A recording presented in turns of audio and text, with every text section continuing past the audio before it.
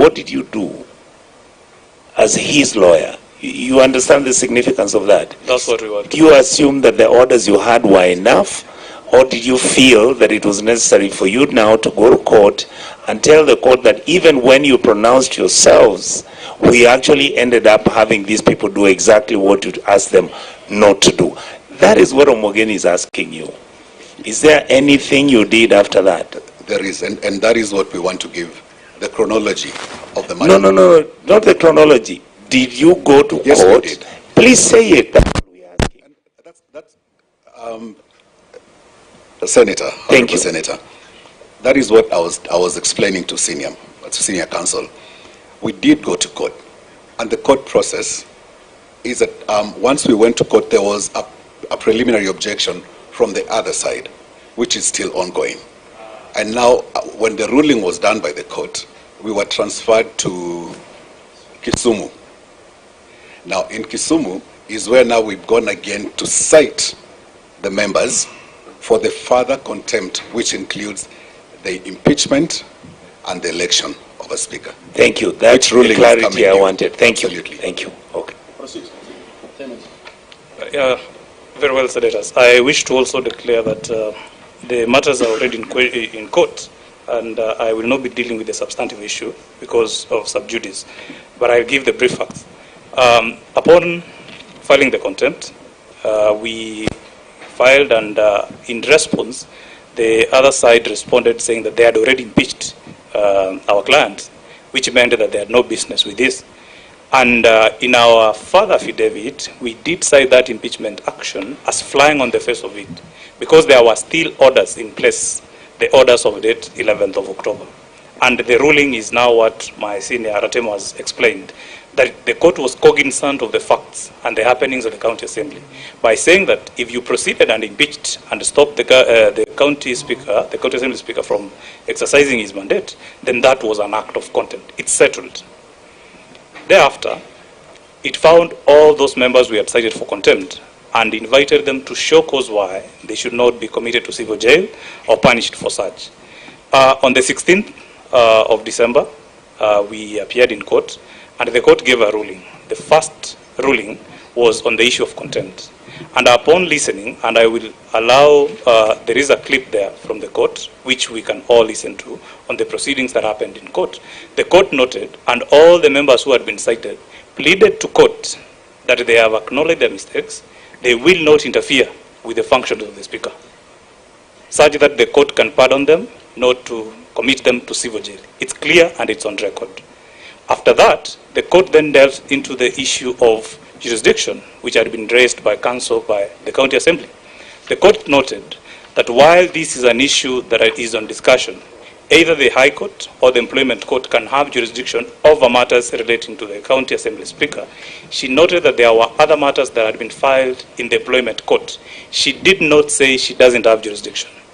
The court said she has noted that there is other matters, and for the interest of justice, let this file, which is petition number 8, alongside petition number 11, which had now challenged the impeachment, be consolidated from Nyamira to Kisumu.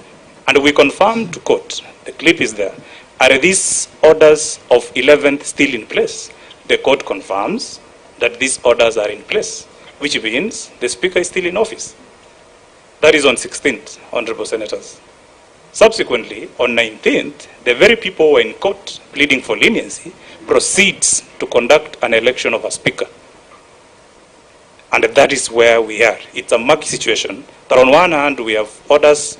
The other hand, you say you are obeying the court orders. Tomorrow, you don't obey the court orders. You move in to elect another speaker. Upon electing another speaker, and I will say this with tremendous respect, there are orders stopping Mr. Thaddeus Nyambaro from acting and purporting to act as a speaker.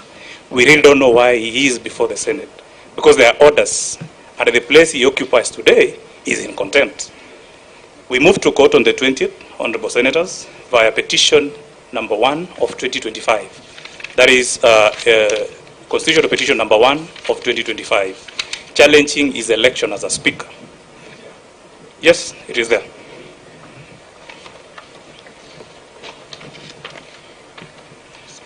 That is page number, it's our next number 2C.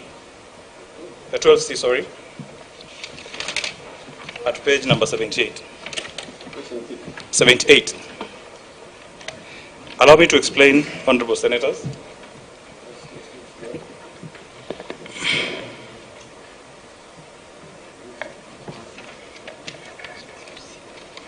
Annexure 12C, are we there?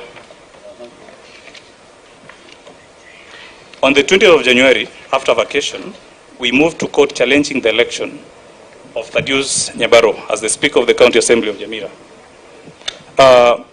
Of course, Council had raised a PO on the same, which was dismissed, and upon the dismissal of the PO, the court made it clear that Mr. Thaddeus Nyabaro, I can read the orders.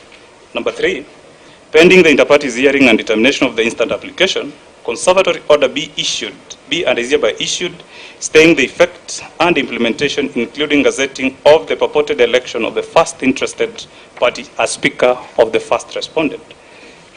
Number 4, pending hearing and determination of the application herein, interim temporary injunctive orders be and are hereby issued, restraining the interested party from purporting to act and discharge of duties as Speaker of the first respondent. You've seen him clearly introduce himself as a Speaker, which is utter disrespect of the court orders. Why did we challenge his election? There was a Speaker in office, and he was a sitting member of the County Assembly, Honorable Status. Article 178, Senior Counsel, clearly says that you cannot be elected as a Speaker, whereas you are a sitting member of the County Assembly. This is the problem we've been having, with people not disrespecting the Constitution, court orders, and the law. That matter is active in court and is still pending. Allow me to move to petition number 52, which is a consolidated petition between petition number 11 and petition number 8 of Nyamira. In that petition, Honorable Senators, is the mother petition actually. We have not annexed it because it's part of petition number 8. I'll just give a preview of what is happening in that matter. The issue there is the same on the suspension and the impeachment. That petition currently is before the employment court in Kisumu, and in the state petition, it was not filed. It is the consolidated petition from Nyamira. Yes, E8 alongside E11 of 2024 became ELRC 52 of 2024 Kisumu.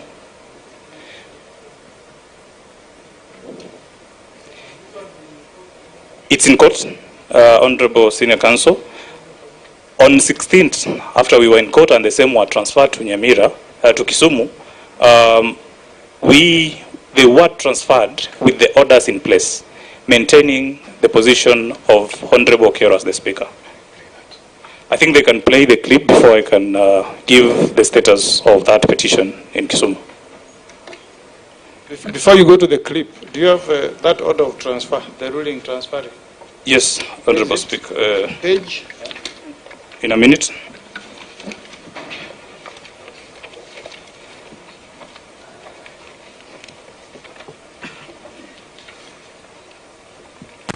The court found the respondent guilty of contempt of his orders. My lady said this court issued orders. This kind of interpretation nearly packaging.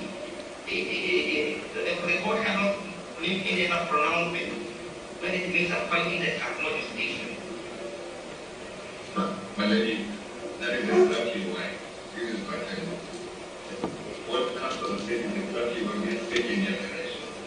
This kind of interpretation and misinterpretation is why we don't want to have the back and forth that is so involved and seeking the interpretation as relates to the order issue.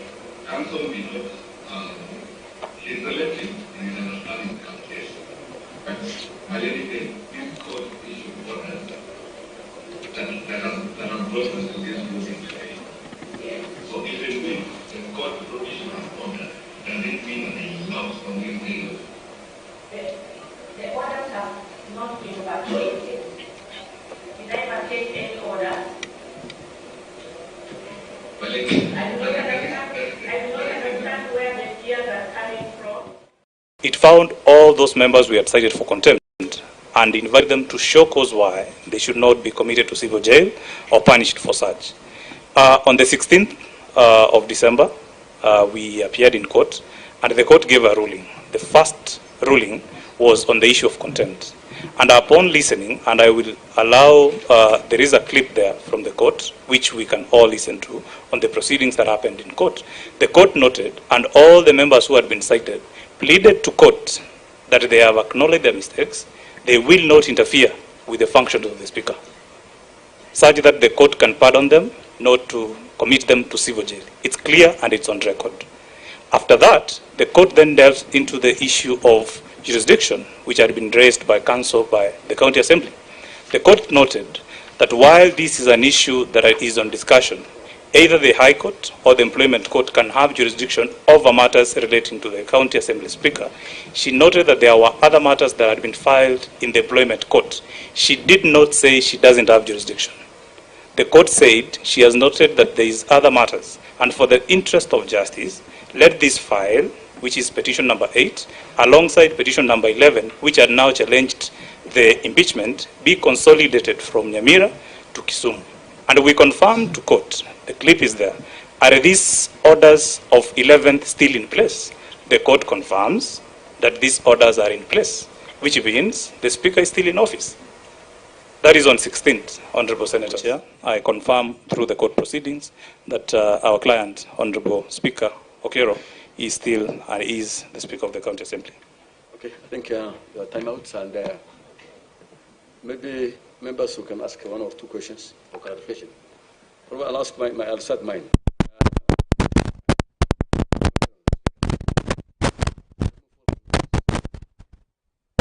do you continue your duties to affect your assembly? I mean, where specifically have you been approaching from? Thank you. It's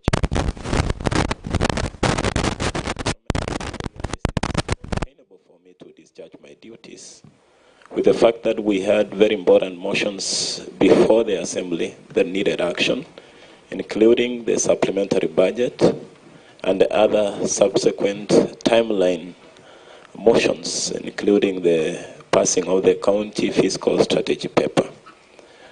We have other 20 premises of the County Assembly that we call the precincts of the County Assembly. If you refer to the definition in our standing order that guides the procedures of operations of the County Assembly, we have 21 precincts of the County Assembly. We have 20 ward offices, which are fully furnished.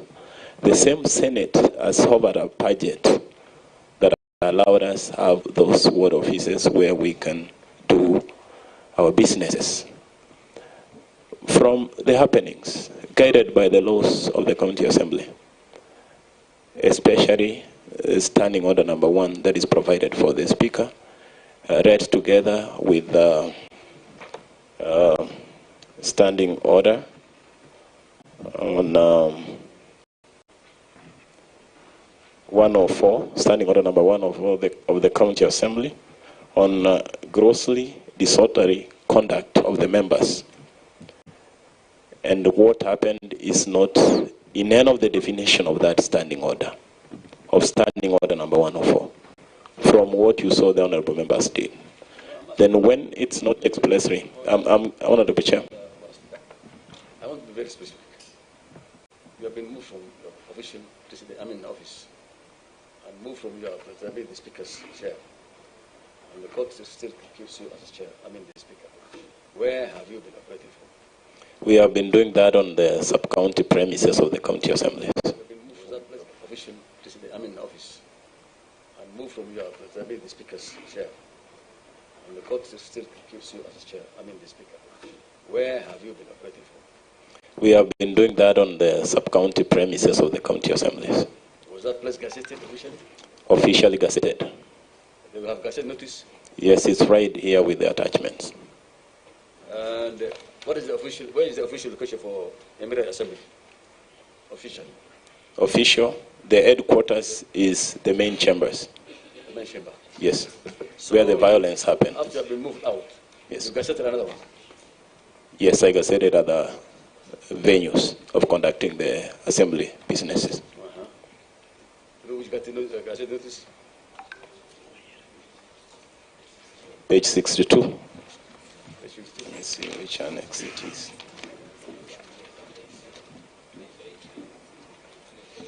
It's annexure 8B. Okay. We have a certified copy of the venues. Okay. Under Gazette notice number 14229. Okay. Was there any motion that was moved by the Assembly? Yes, there was a motion. A motion? Yes. Voted for? Yes, passed by the Assembly. By how many members? I cannot remember about the members. You know, it can be simple majorities as many. I'll have a copy of the motion. Can be by acclamation. Sorry? Can be by acclamation. Acclamation? The highest, yes. And Maybe, just to follow, you said there was a motion to move the sittings from the gazetted precincts of the Assembly. I was getting there. The avenues are very many, Honorable Senator, through Honorable Chair. It's okay. Allow me now to take you through why we find ourselves with these gazetted places. No, sorry, before you go there, Okay. I think the chair, you told the chair, unless I didn't get you rightly, that you had a motion on the floor. A motion has been passed before the floor of the County Assembly of Nyamira. So when was this? That's what you need to tell us now. The first motion was passed in 2015 to allow the County Assembly of Nyamira to conduct its businesses outside the precincts of the Assembly. I can see the Gazette notice here. 2015? Yes, Honorable Senator. I want to take you through the motions because it's guided by the law. I presume 2015 must have been for that assembly. Very true. We have had the same standing orders and they have not been challenged. No. Because the Speaker is guided by the standing orders. Sorry, Honorable Speaker, Chair. I thought, like, if the Senate wants to do bunge mashinani, if we do it now, it will be for this session, and we give specific dates and specific venues where we sit. We do it. The motion will state that the Senate will be having sittings out of Nairobi in Turkana from the 6th to the 10th, then members debate and pass. I think that's what Chairman is asking, that if you had a motion before the House, what were the contents of that motion and what resolution did the Assembly pass? I think that's what the Chairman is asking. Exactly, yeah. Chairman, if I got you correctly. And maybe further, Chair, 2015, was it specific for a specific date or it was an open-ended motion? I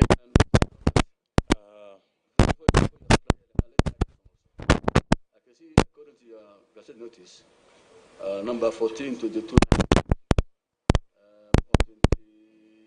November, you have 4 places.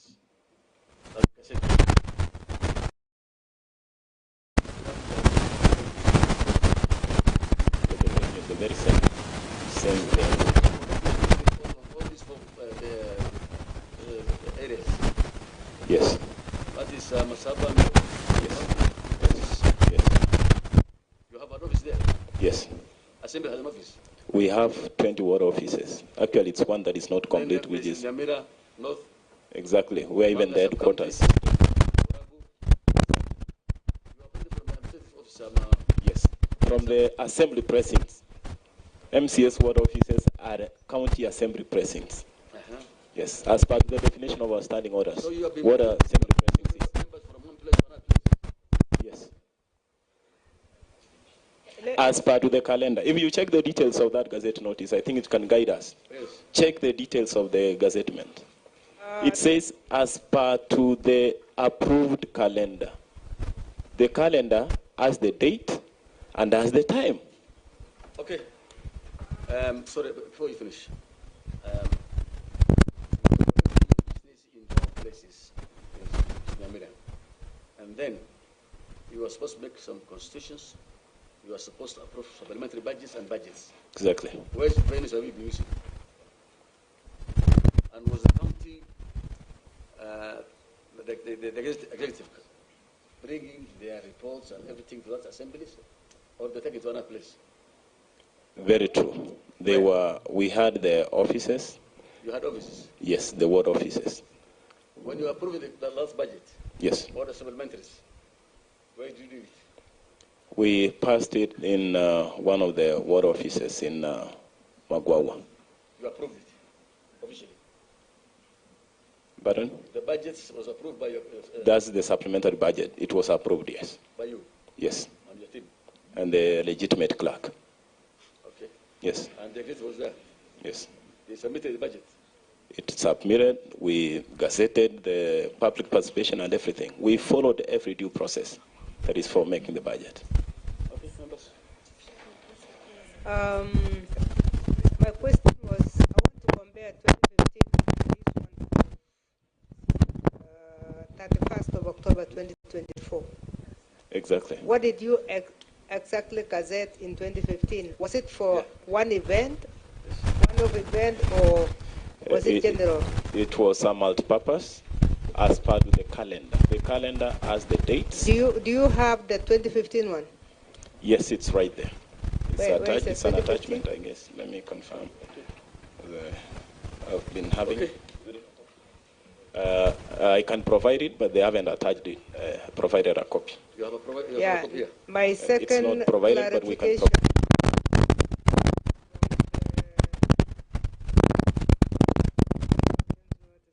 From the speaker or from... can you clarify that by the time you were doing this Gazette notice, you had been impeached? There is no impeachment here. Are you impeached by the date 31st October 2024?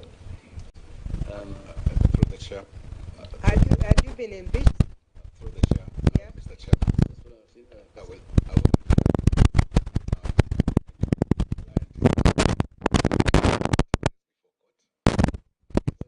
Yes, judicial review of 2025. The same has been challenged, and the more he speaks on it, the more I find him. Okay. Fine. I think I'll request that we are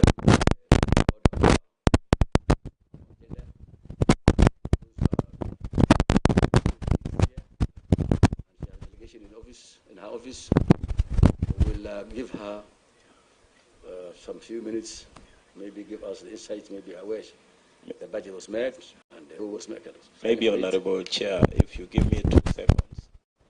This is the Honorable Speaker, Honorable Kokero, with what my Senator, Honorable Morgan said, because it's a very touchy matter.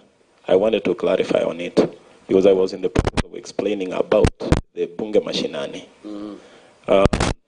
From the happenings of that day, in our standing orders, Honorable Chair, the standing orders clearly define what it is called grossly disorderly conduct.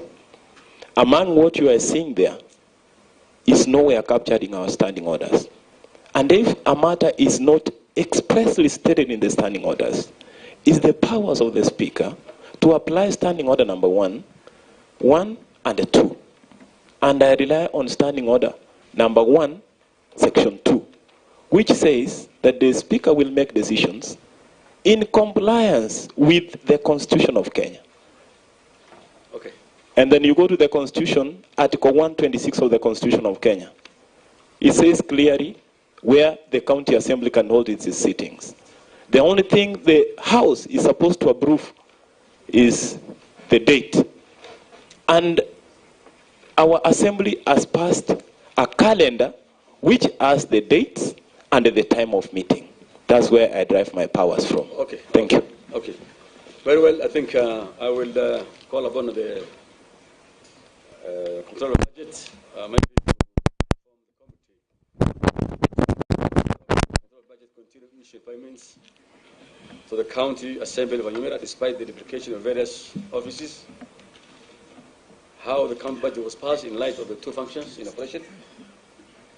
which of the two functions was in consultation with the Office of the Control of Budget, and steps taken to ensure the matter was resolved? Thank you. Karibu, Madam. Thank you, Honorable Chair and Honorable Senators. Indeed, we are here to, in response to your invitation, as per the 5 areas that you have highlighted. Right. And in the report that I have circulated, which I believe all the members have,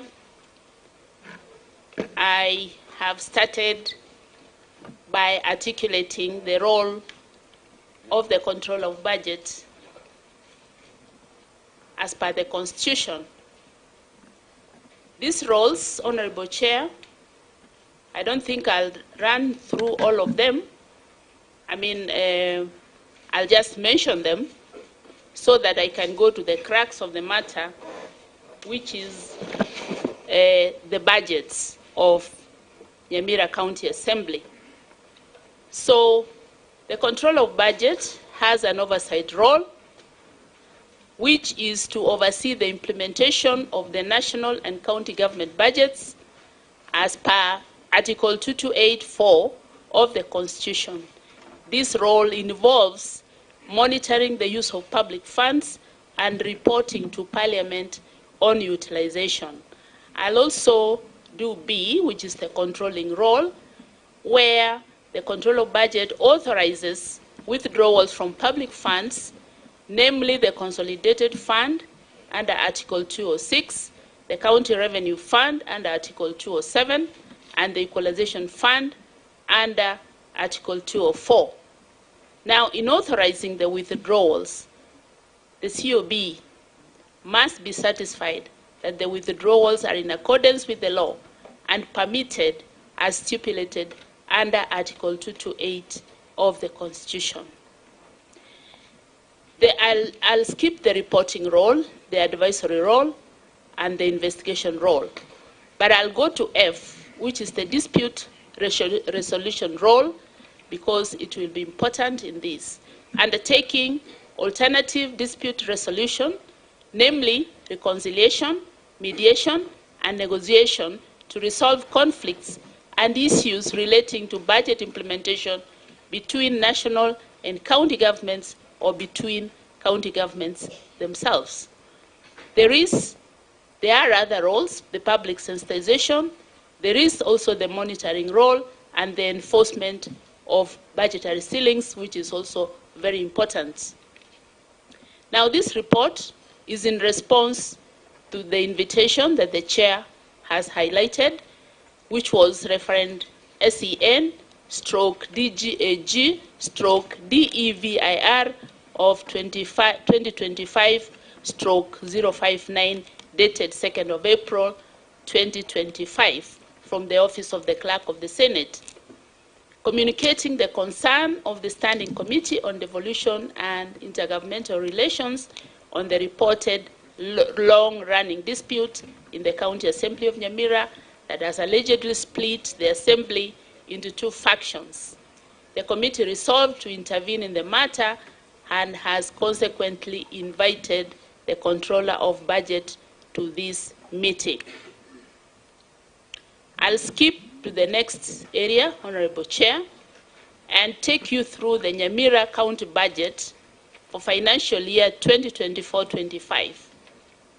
The original budget for Nyamira County for financial year 24-25 totals 7.54 billion, comprising 2.28 billion, which is 30%, allocated for development programs, and 5.26 billion, which is 70% for recurrent programs. And I have given a summary of the figures that make up that budget. But more importantly is to highlight that the vellum for this budget was signed by His Excellency Governor Amos Kimwomi Nyaribo, and the Clerk of the Assembly, Duke Onyari, and the Speaker, Honorable Enoch Okero on the 2nd of July 2024, and I have given an annex to the report, Annex 1. Now, the County Executive Committee member for Finance then was Dr. Geoffrey Morara Nyakoe, who signed the forwarding letter on the 2nd of August 2024, and that is given in Annex 2. So the County Appropriation Act was assented to on the 26th of July 2024 and printed on 29th of July 2024. That is at the government press. After this budget, which we continued using as per my constitutional mandate, Nyamira submitted their first supplementary budget for 2024-25. This first supplementary budget was submitted on the 26th of November 2024 and gazetted on 27th November 2024. So it was passed on 26th November and gazetted on 27th November. This supplementary budget amounted to 8.1 billion, comprising of 5.23 billion for recurrent and 2.87 billion for development expenditure, respectively. And I have provided a table showing how we arrive at the total of 8.102. I need to point out that that figure includes the county assembly figures, and they can be verified. Now, this was submitted by the county executive member for finance, Dr. Geoffrey Morara Nyakoe, on the 28th of November 2024. The vellum was signed by Governor Amos Kimwami Nyaribo. The Speaker of the Assembly was Honorable Enoch Okero, and the acting clerk was Mr. Silvanus Ndemo Nyamira, as per the documents that were submitted to my office. These are on Annex 3. The Nyamira County Supplementary Appropriation Act 2025 was assented to, as earlier intimated, on the 26th of November and printed on the 27th of November 2024. Details are on Annex 4. Changes after the passage of the supplementary budget. We observed that the budget estimates had been increased by 7.4% from the 7.54 billion in the original approved budget to 8.1 billion in the first supplementary budget. This increase was attributable to the inclusion of unspent balances of conditional grants from the previous year, amounting to Kenya shillings 399.97 million, and on-source revenue, which was revised upwards by 50 million Kenya shillings. I have summarized this in Table 3 to show where the increases were brought in, but I will not go through the figures. The next item I would like to touch on is the exchequer issues. Exchequer issues arise from requisitions from the county. As of 31st March 2025, the total exchequer issues to Nyamira County amounted to 3.53 billion, representing 44% of the approved budget. The exchequer issued comprised 2.92 billion for recurrent expenditures and 615.89 million for development expenditures, and I have given a breakdown in that table to show how we arrive at the 44%. Now, if I zoom in to the disbursements to the County Assembly of Nyamira. The approved budget for the County Assembly of Nyamira amounts to 797.76 million, comprising of Kenya shillings 699.76 million for recurrent expenditures and 98 million for development expenditures. Exchequers issued to the County Assembly as of 31st March 2025 amounted to Kenya shillings 294.49 million, translating to 37% of the approved budget of the County Assembly. The Exchequer releases comprised 263.87 million for recurrent expenditures and 30.62 million for development expenditures, as summarized in Table 4. Honorable Chair, I have given the 13 exchequers paid, rather given to the Assembly, and we can see that they are mostly for salaries, although a few were for operations and maintenance and a recurrent. Then there were also one payment for pending bills for development. So the total is 294,488. I'll come back to that later when we see how the requisitions reach the County Assembly. Now, through a letter by Duke Onyari dated 31st October 2024, my office was informed of leadership disputes on the office of the Speaker and the Clerk. Through another letter dated 8th of November 2024, Honorable Enoch Okero wrote to the Control of Budget notifying us that Duke Onyari had been suspended on disciplinary grounds. In a response to these two letters, my office wrote to the acting clerk, Duke Onyari, on the 10th of December 2024, requesting him to clarify the leadership structure in compliance with court orders and confirming the validity of the appointments of the board members. In an analysis that we did in my office, we discovered the following: that on 8th of October, Honorable Enoch Okero was suspended as Speaker of the County Assembly.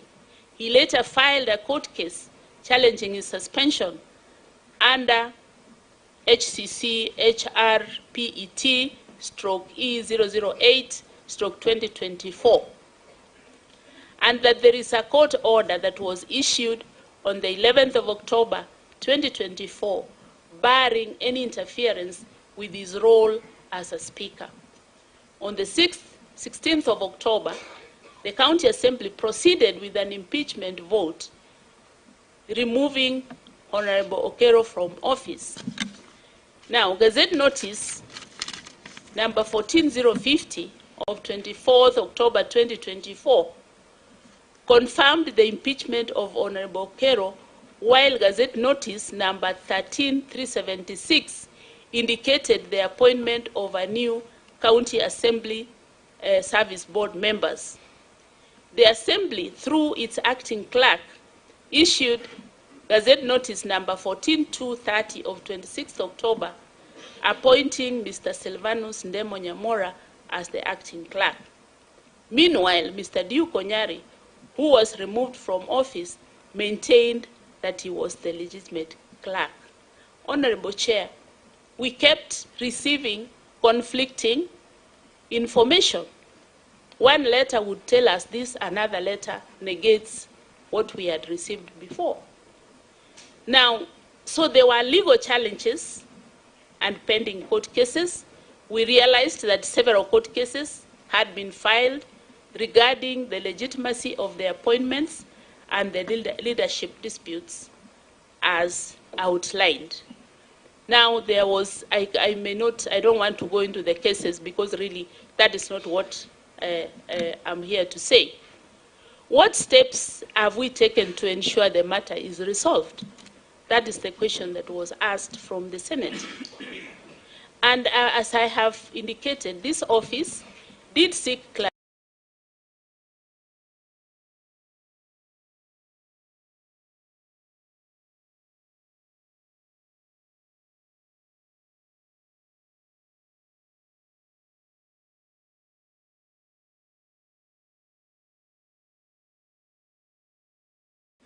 and compliance with court orders and the confirmation of the validity of the appointments of the board members. We received a response from a lawyer, and I do not know how my letter got to the lawyer, but again, that is maybe we'll get to know. But again, another letter dated 24th March 2025 was addressed to the CECM Finance, seeking for clarification on who is the legitimate speaker and clerk of the County Assembly. I have given this as Annex 6. A letter dated 2nd of April 2025 to MN Advocates, responding to their query on who the legitimate office holders are in overseeing the county financial matters. So, Honorable Chair, we have made many attempts to try and find out from the Assembly.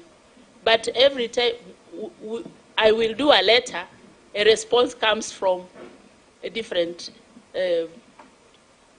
quarter altogether that I did not address. So I have been left in the middle.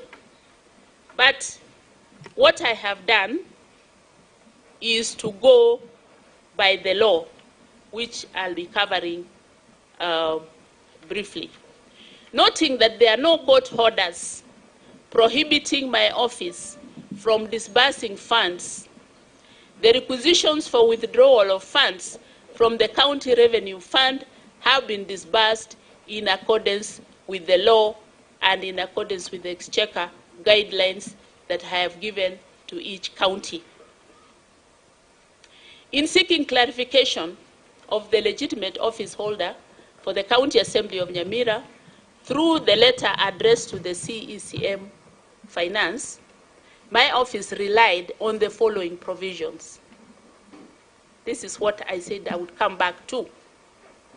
Section 103 of the Public Finance Management Act of 2012 establishes the county treasury for each county government, while Section 104.1 of the Treasury of the Public Finance Management Act of 2012 indicates that the county treasury shall monitor, evaluate, and oversee the management of public finances and economic affairs of the county government. The county government in this instance denotes the county executive and the county assembly as stated in Article 176(1) of the Constitution. B. Section 109, subsection 6 of the Public Finance Management Act 2012 states that the county treasury shall obtain written approval of the control of budget before withdrawing money from the county revenue fund. This means that the control of budget can only receive requisitions from the county treasury. The county treasury consolidates requests for funding from all the departments, including the county assembly, and forwards the requisitions to the control of budget. Consequently, the onus is on the county executive member for finance to clarify the accounting officer from whom the request for funding was received. It is therefore the responsibility of the CECM Finance to provide clarification on financial matters, including identifying the legitimate accounting officer of the county government. So what are we saying in conclusion, Honorable Chair and Honorable Senators? That this matter indeed remains highly contentious, with multiple pending court cases affecting the governance and financial operations of Nyamira County Assembly. Given the legal complexities, my office maintains that clarification of the legitimate accounting officer is the responsibility of the county treasury. Now, Honorable Chair, that is as far as my presentation goes.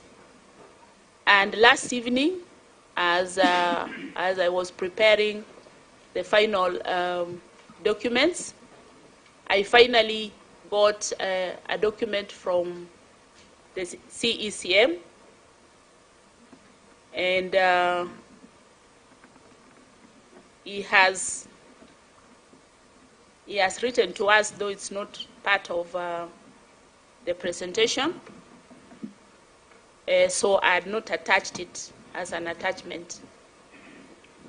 And the letter reads, I'll just get an extract of it, that upon perusal of the orders of the court of 11th October 2024 and 28th October 2024 in Nyamira HCCHR, petition stroke 011 of 2024, and the order dated 30th January 2025 in Nyamira HCJR stroke E007 stroke 2024, as well as the order dated 6th of February 2025 in Nyamira HCCHR petition E001 of 2025, we note that the court has been consistent that at the time of the purported impeachment of the incumbent Speaker of the County Assembly of Nyamira, there were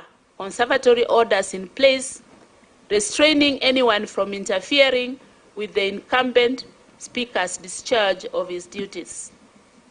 This is further buttressed by the order dated 6th February 2025, whereby injunctive orders were issued restraining the alleged new Speaker from purporting to act and discharge duties as a Speaker of the County Assembly of Nyamira.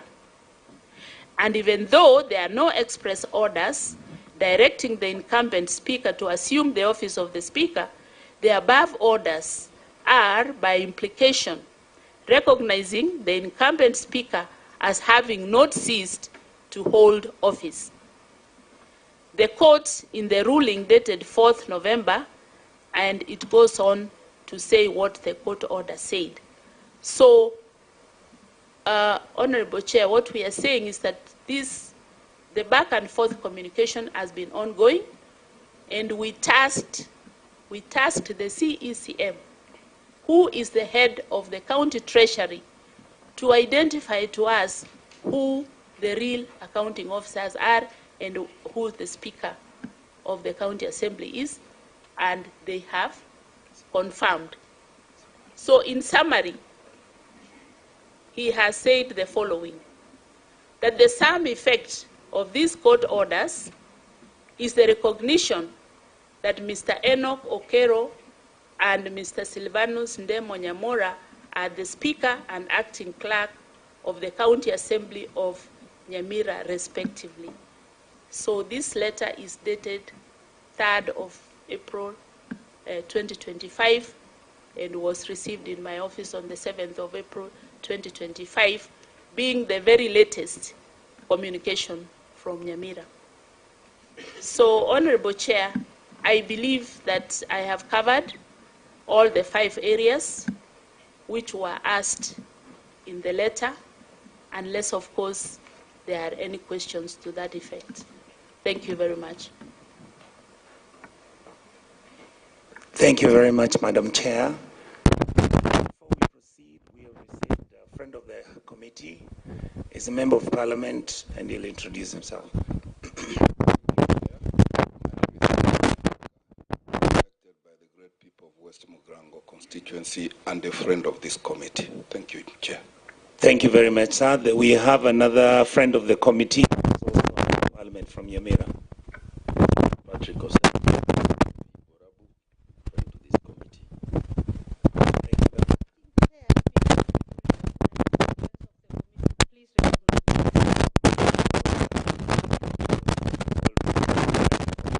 Juniors, before I recognize you as their senior. Madam Tobiko, please introduce yourself. Paris Tobiko is my name, from Kajiado County, and a member of this committee. Thank you. Thank you very much. We proceed to the next questioning. May I also go on record because I didn't introduce myself earlier? Margaret Kamar, member of the committee. Thank you, Senator Kamar. Senior Counsel Omogeni, you wanted to ask a question. Yes, thank you, Madam Control of Budget. I don't know whether you have heard, we understand there are two factions of County Assembly in Nyamira. You have given us what you have heard from the faction headed by the Speaker Okero. Have you had an opportunity to get the version of the other faction?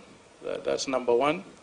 Especially, have they ever communicated what they have told us this morning, that on the 24th of October, 2024, they impeached Speaker Okero. Has that information ever been communicated to your office so that you know what is the status of the office of the Speaker? Two, you have cited a number of cases. I don't know whether you have seen in a bundle I've just been given by legal counsel that there is a case that was filed before the Employment and Labor Relations Court at Kisii, petition number E001 of 2024. Counsel, is that your petition? Filed by a law firm by the name Morara Omoke. Such a counsel? Senior Counsel, it did not emanate from us. Are you Morara Omoke, or that's another? No, not at all. I'm Ombuira Temo. Okay, you are Ombuira Temo. Okay, maybe Speaker, are you aware of any petition E001 2024 filed before the Employment and Labor Relations Court at Kisii? Unless I get to know the title, because we have like 9 cases, Honorable Senator, ongoing. I mean, are you aware of such a matter? It seems, it says the title can help me. It says the petitioner is Enoch Okero and 12 others. Very true, I'm aware. You're aware? It's the members who voted.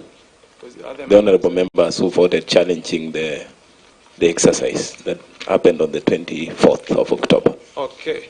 So, Madam Controller of Budget, I just wanted you to confirm whether that particular matter has also been brought to your attention, especially an affidavit that I've seen at page 41 to 42, where the Speaker challenged his removal before that particular court, and the court did not issue orders. I don't know whether you are also aware of that particular court decision. And then finally, I don't know who will answer me from the two factions. Who was the mace of the Assembly of the County Assembly of Nyamira, and how can we get the answered proceedings that can confirm what's going on? Who among the two factions can give us the mace and the answered? So maybe we start.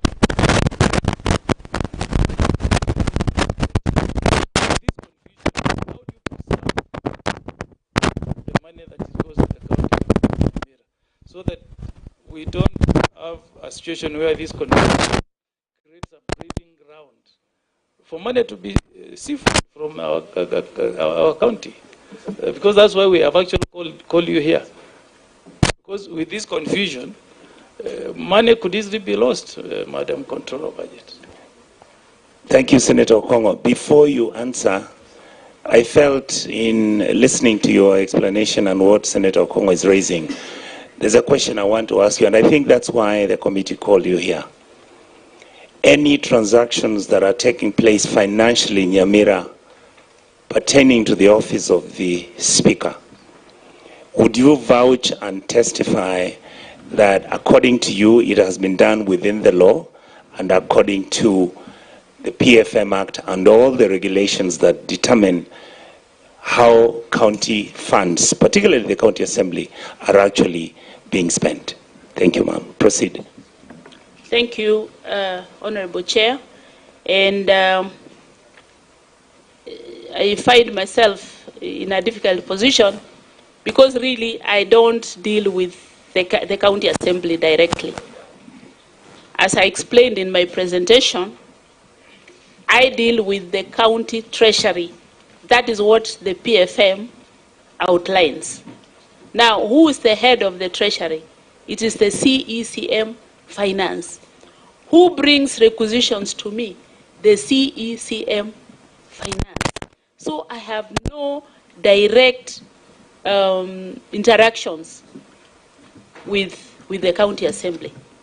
Now, number two, I do not deal with any payment transactions.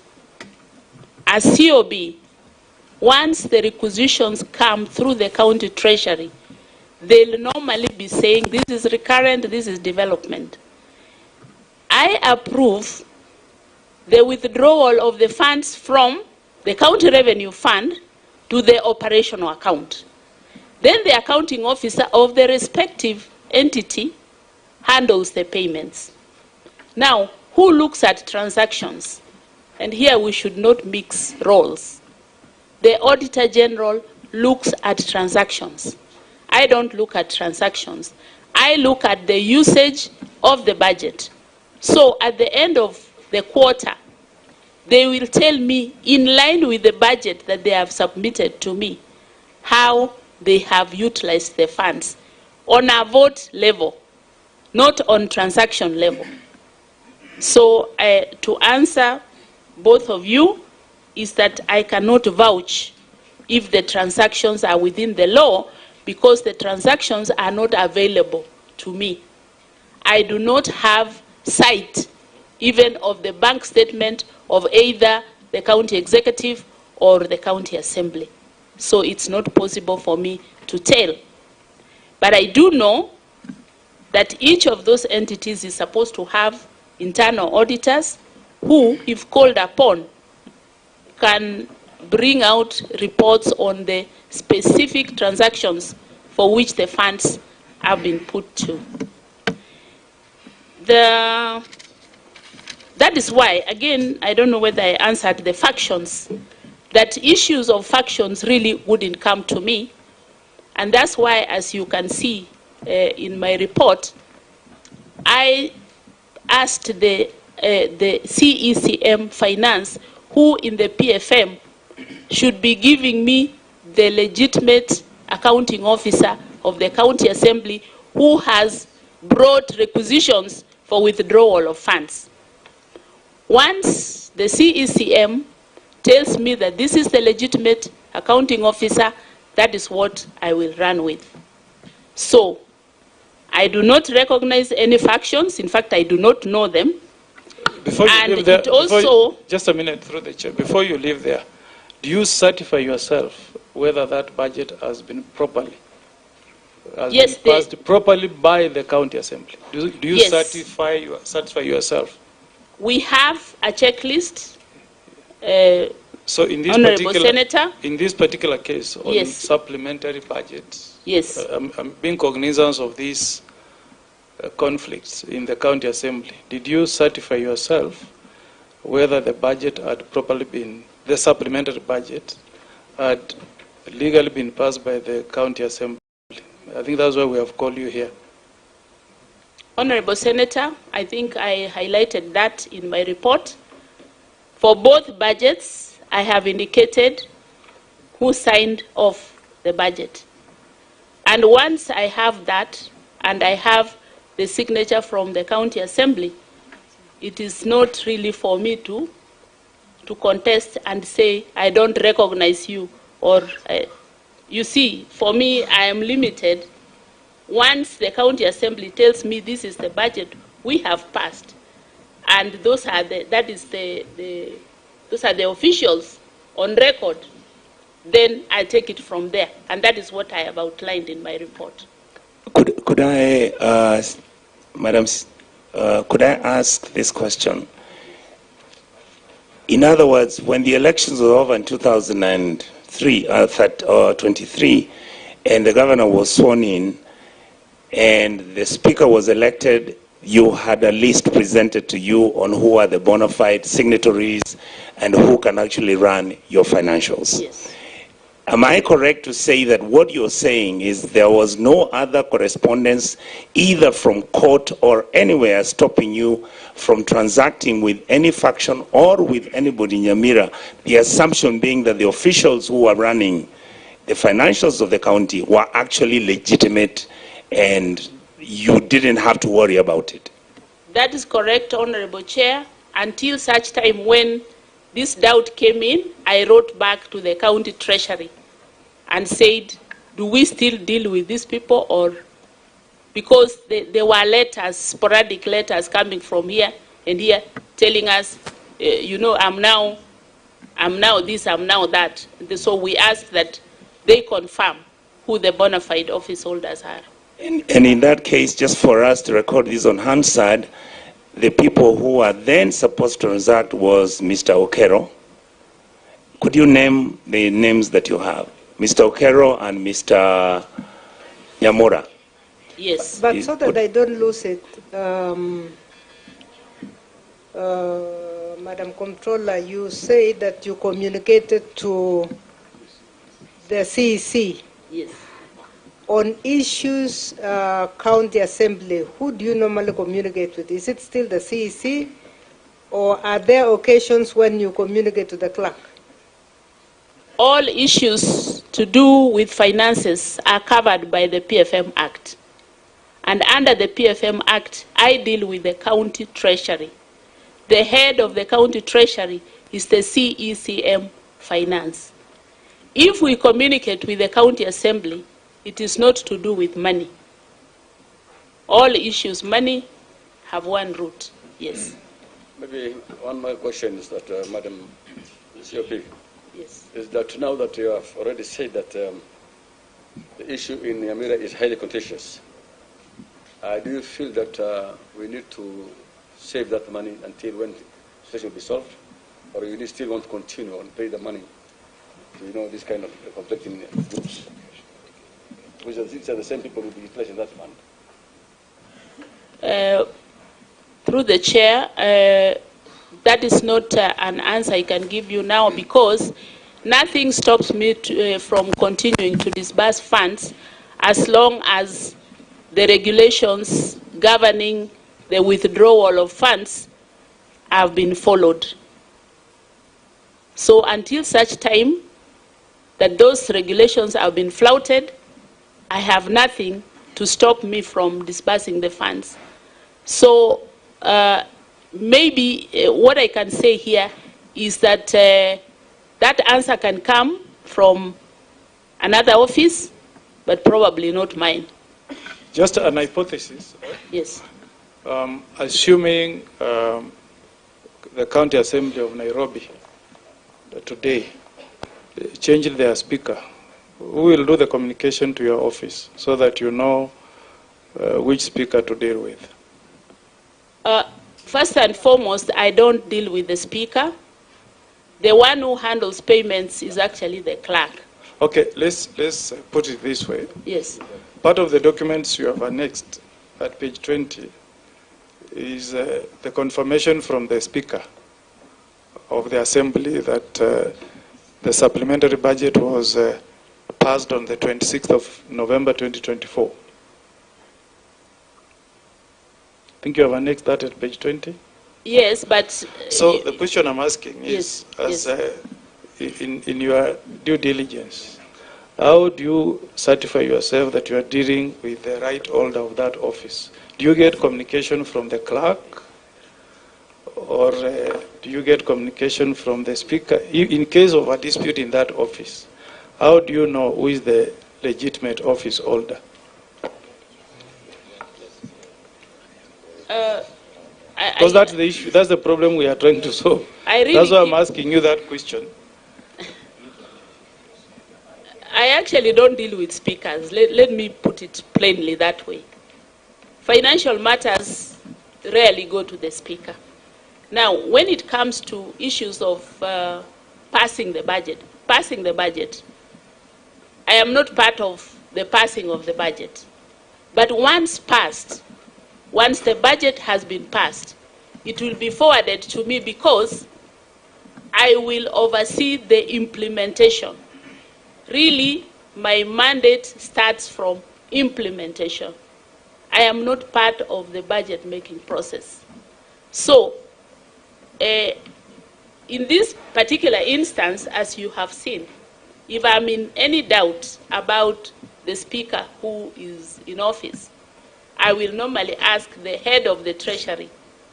But since I do not deal directly with the Speaker, I expect that if there are any changes, it is the county treasury that will alert me on the same. But I repeat, I don't deal with the Speaker.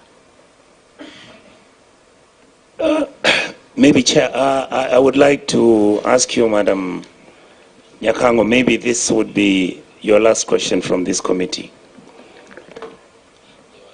By accident or design, you are from Nyamira, and you happen to be the person responsible for what we are discussing today. What would you want to tell the Assembly here today? Thank you, Honorable Chair. I would ask them to follow, obey, and implement the law. That is the bottom line. Thank you, ma'am. Thank you. Thank you, Chair.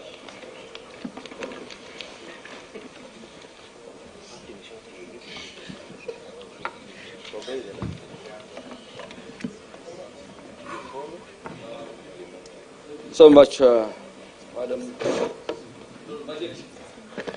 You have a pleasure to have you today here.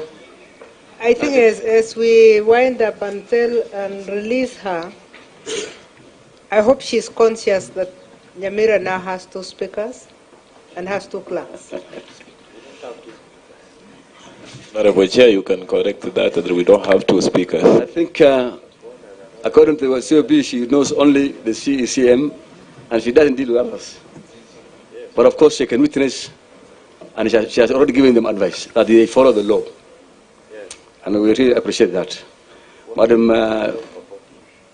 COB, please, I think you can leave now at your pleasure. Chair, and maybe before she leaves. Okay, please. Maybe before she leaves, you can allow the 2 sides if they have anything to say. Because she's here, they are the stakeholders. The Senator is one-sided. Mr. Chairman, it's evident that the Senator is one-sided in this matter. Mr. Chairman, I respect and I want to repeat what the Honorable, Mr. Chairman, I want to repeat what the Honorable Onyonga said. And I want to read it, what the Honorable Onyonga said during the impeachment. I thought, Mr. Speaker, you said that we speak through the chair. Through the chair, through the chair, and you've Mr. not Speaker. given permission. Order, I'm not giving you permission. Order. Yes. Madam, but the Senator is one-sided, Mr. Speaker. Please, order. Let's order. Switch off your mic. We have not given you the honors to speak, so let's respect the chair.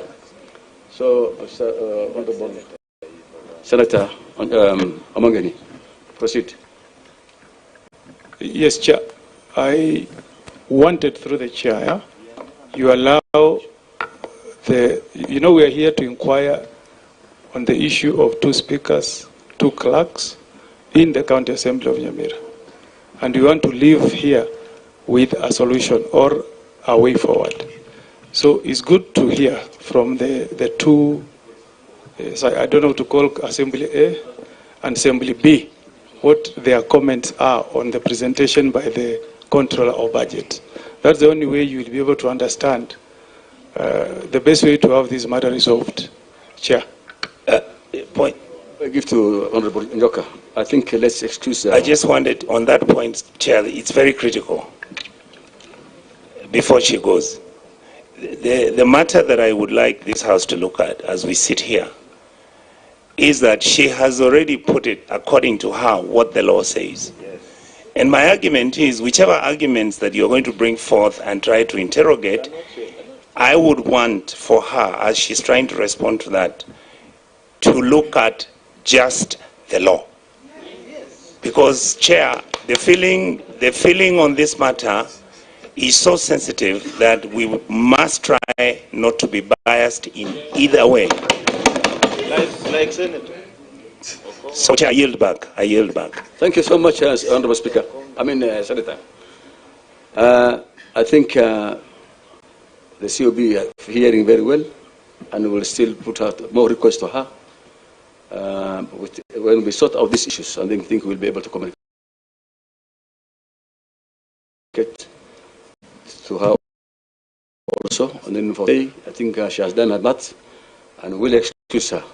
And as I say, before the law, the latter. Yes. Thank you so much.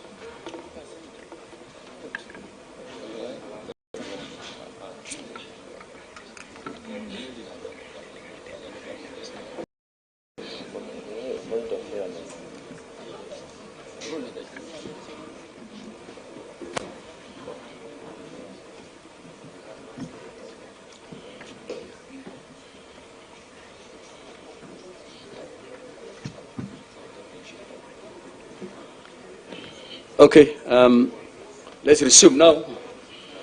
We will go to the second group, and time is not on our side. I will give you, I think, are you able to complete on half an hour in a submission? Because the time is not, because we're supposed to go to the chamber. We'll try, Chair. Please try. I think up to, I'll give you up to 115 or 120, thereabout. Chair, okay. Chair. Yeah. This is Boruke speaking. I wish to know that whether the other side, as they say, Mr. Thaddeus Nyabaru, will proceed to give submissions as a speaker, because that's to us, we term it as contempt, and we have presented a court order on the same. On what capacity will he be presenting what he has before the Senate? Is he the MCA or is he the speaker? He's not a speaker. As invited, Honorable Chair. Mr. Chair, on my letter, I was not invited as a speaker, but as a Thaddeus. Order, man. Please. We have given you time. Order. We don't want to kick the capital. You know, this is actually House of Rules. So you say that you are talking as an MCA or as a speaker? As a public litigant. As invited, Honorable Chair. Action? As invited. My letter... Letter says what? According to our clerks, they said they have invited you, but you are not been given any title. So yes. I will assume that you will respond as the MCA, probably, who is in charge of this team. No problem, Honorable Chair. Then go ahead. No problem. Okay.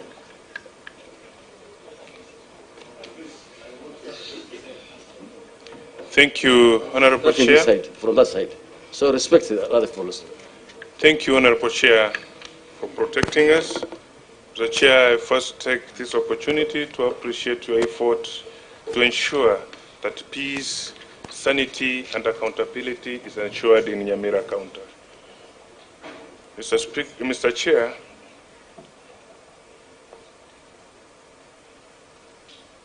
this is a serious instigated paralysis in the county government of Nyamira, of which it is on us, Honorable Chair. Honorable Chair, because of the time you allocated us, Mr. Chair, we all very well know that the primary role of the county assembly is oversight, representation, and the legislation, Honorable Chair. But, Mr. Chair, I wish to bring it out that there is one serious person who has a role and a hand on this dispute, because your question was why this stalemate. Mr. Chair, I don't want to hide behind any issue, but Mr. Chair, the clips has played there. There was reasons that triggered the behavior of the MCAs as to why they behaved that way. Honorable Chair. Point of order, Mr. Speaker. Mr. Chairman. Mr. Nyamira, if you want us to use that video where you are slapping people, then you are losing it in front of me. There is no justification whatsoever for a leader who's been elected to get into a county assembly, even when you may disagree with whoever is there, for you to be physical against them. So don't sit and tell me that the reason why you were beating somebody else in the assembly is because there were reasons. Thank you. Thank you, Honorable Senator. Honorable Senator Onyoka, maybe he's built a case, so let's find out and listen to him, please. Mr. Chair, violence cannot be a case. Thank you. It can't be. Okay. Thank you, Honorable Senator. I don't know in a case where Honorable Senator can find a stranger in his compound what he will do. Thank you, Honorable. You are not a stranger in Nyamira County government. You are an MP. You are an MCA. Thank you. Don't make those arguments here. Honorable Onyoka, please. Thank you. Please. And I don't respond to. Thank you. Thank you. I will not respond, Honorable Chair. Honorable Chair, there is an instigated paralysis in the county government of Nyamira by none other than His Excellency the Governor. There has been attempts to impeach the Governor on account of misuse of public funds, among other grounds, Honorable Chair. And these attempts have been two, and the second one is the one that led to this problem. To avoid any meaningful oversight or impeachment, the Governor assisted the impeached Speaker to start splinter bunge mashinani, purporting to perform the function of the County Assembly. This has impaired, among other issues, the discussion of financial year 2022-23 and the 2023-24 audit reports, which reveal massive loss of public funds. Honorable Chair, a number of incidents below of Honorable Chair, on 15th October, under directions of the Governor, the county government enforcement officers in the company of the hired goons stormed the... You are told, please mind your language, but ever, the Governor is not here now. Thank you. I want you to be very specific on your own issues. Thank you. Thank you. Thank you, Honorable Chair. Yes. Honorable Chair,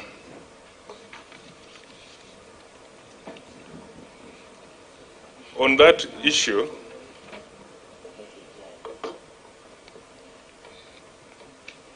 Honorable Chair, that led to this paralysis, Mr. Chair, there are a number of court orders believed to be restraining the County Assembly of Nyamira from undertaking its constitutional statutory legislative duties, thus affecting several operations. In petition number 008 of 2024, the judge ignored a preliminary objection on jurisdiction and proceeded over grant orders in the matter that later she found the court had no jurisdiction. Annexed 33 of the orange file.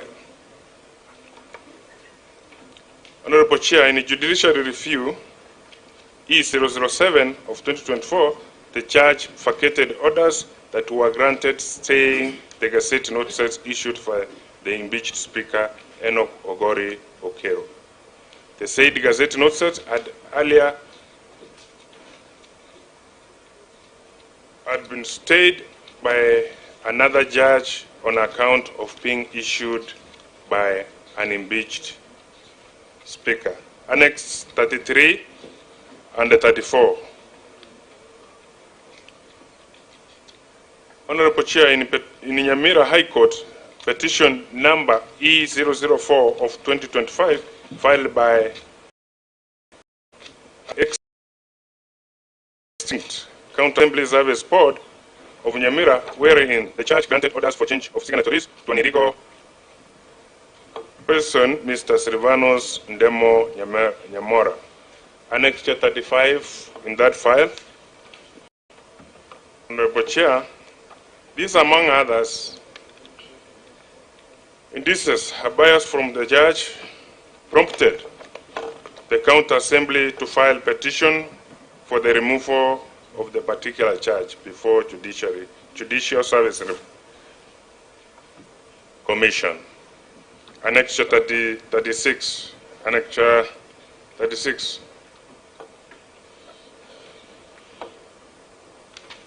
Honorable Chair, also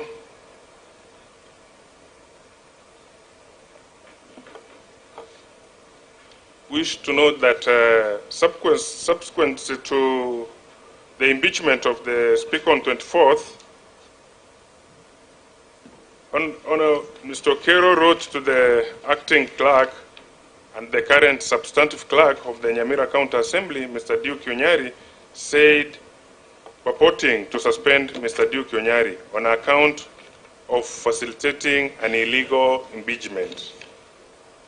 Yet, the said Speaker, hearing in person during his impeachment hearing at the Nyamira County Assembly on 24th, 2024, he responded to the charges.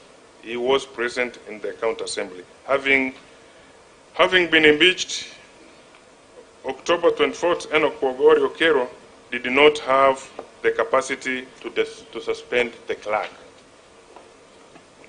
Honorable Chair, on 31st October 2024, Enoch Wogori Okero purported to gazette 4 areas as places of Bunge Mashinani sittings. 1, Mr. Silvanos Nyamora as the acting clerk of the County Assembly of Nyamira, filed Gazette Notice number 14229 of 2024 and 14230 of 2024. Similarly, on 30th October 2024, he purported to gazette new members of the Nyamira County Assembly Service Board, Annex 45, Annex 46, and 47. Honorable Chair, the 3 Gazette notices by an Honorable Okero are illegal as they were published by himself subsequent to his impeachment. He did not have the authority to publish the said Gazette notices as he ceased being the Speaker of the County Assembly of Nyamira.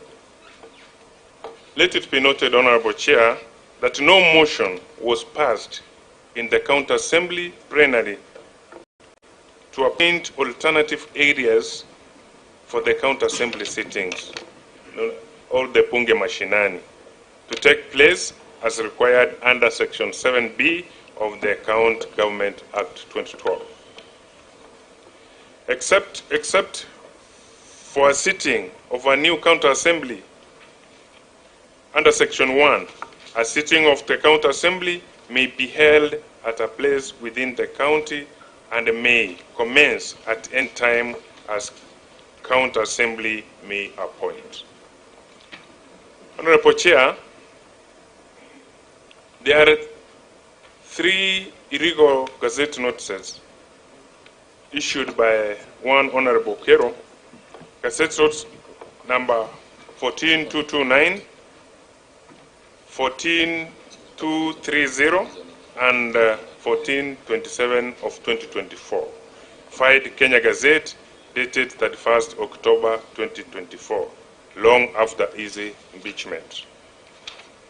Honorable Chair, Gazette notice number 14229 of 2024, wherein alternative areas of the county assembly sittings as spelled did not meet the requirements of section 7B2 of the County Government Act and Standing Orders number 28 of the County Assembly of Nyamira Standing Orders.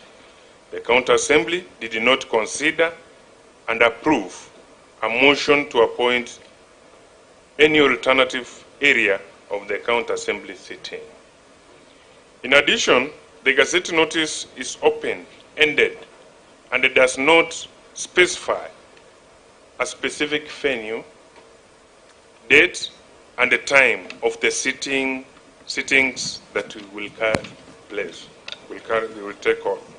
The said notices indicate that Nyamira County Assembly sittings will also be done at other premises and goes on to list sub-county offices as the premises that the Bunge Mashinani will take place. This was the genesis of a parallel assembly contrary to what the law provides.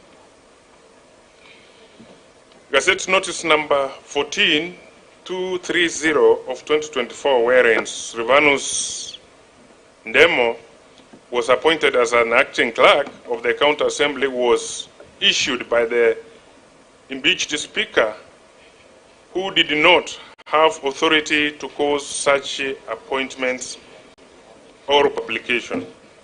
In any case, the office of the clerk was not vacant, and the purported appointment was made by an extinct board.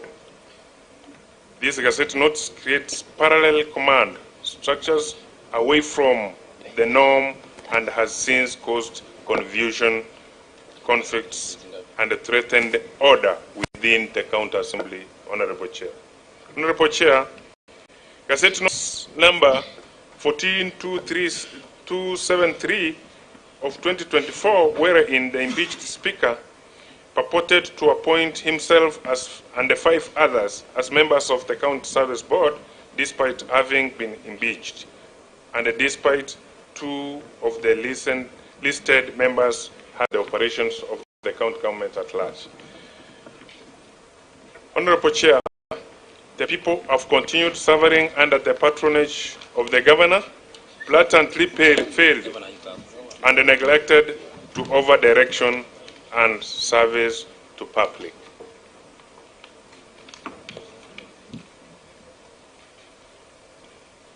Honorable Chair, the existence of parallel county assembly committees has hindered and impaired the oversight roles, and members of the county assembly have not been provided with the documents to interrogate the county budget and the expenditure performance. Honorable Chair. Honorable Chair, as you are aware, the one faction has 15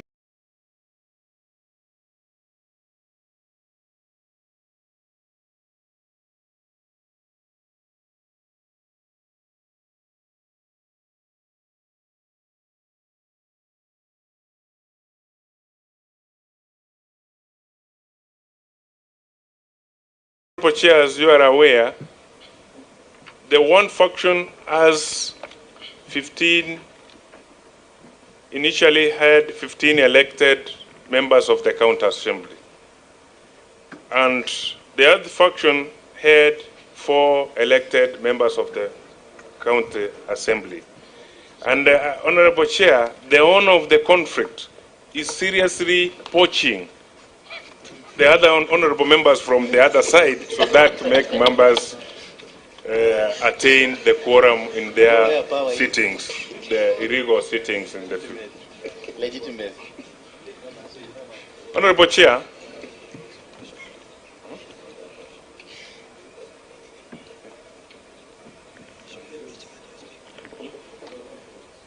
Honorable Chair, before I invite you back to page 12, I wish to notify you that, Honorable Chair, there is duplication of the instruments of authority, and that has caused confusion to the public, Honorable Chair.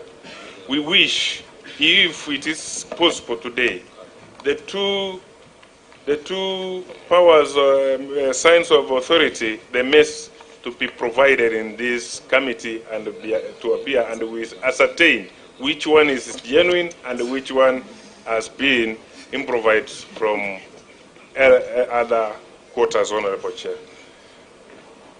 Honorable Chair, naomba Mheshimiwa Mwenyekiti, seneta wangu, rafiki yangu, Mheshimiwa, munipeleke polepole. Sijazoea hii, lakini nitazoea hii mara yangu ya kwanza, lakini naomba Mungu atatupa nguvu. Honorable Chair,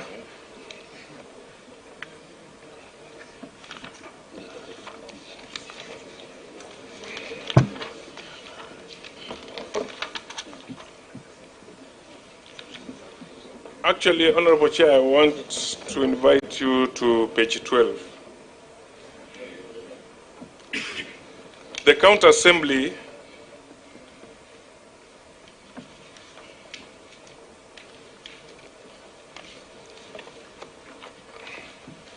Honorable Chair,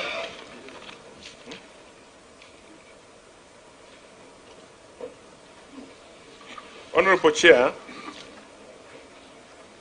the role, I need to notify the committee, the role of impeached Speaker Enoch Ogorio Okero in the dispute, of which he is my friend and my boss, of which I respect him too much. But prior to his impeachment, Honorable Chair, prior to his impeachment, point of order, Chair. Honorable Ogorio Okero. Chair, would I be right, my brother, therefore, when you say he's your boss, that you believe he's still in office? Sorry? Is that what you're saying? What? By you saying that he's your friend and he's your boss, legally you are actually saying... Honorable Senator, once opposed, always opposed. We're out of office or inside office. Yeah. I will address you as the Honorable Senator, whether you are in office or not. You remain a senator. Thank you. Thank you. Honorable Chair, prior to his impeachment, he had been suspended on 8th October 2024. He did obtain a temporary order in Nyamira petition number E008 of 2024. Enoch Ogorio Okero versus County Assembly of Nyamira and 7 others, stopping his suspension.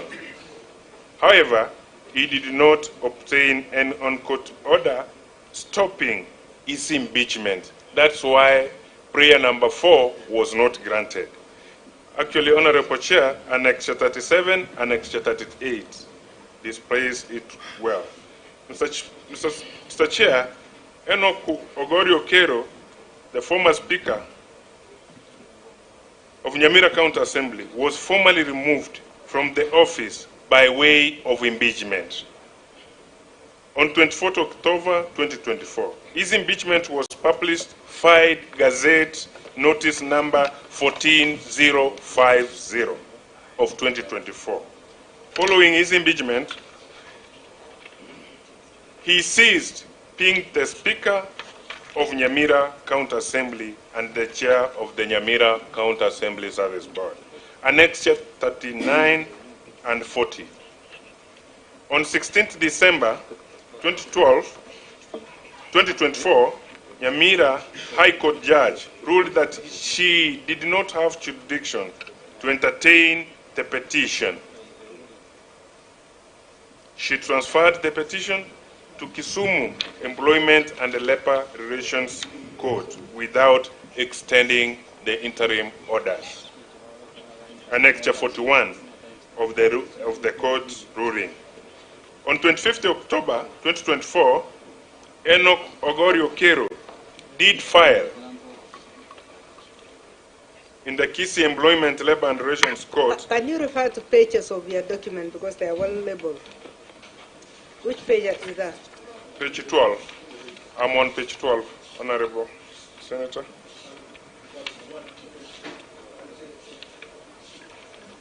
And the file is the orange file. I think we don't have a ruling at that page.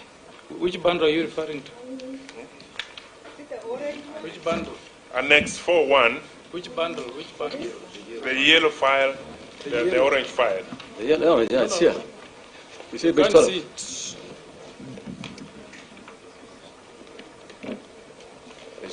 You can't see the court order you are referring to.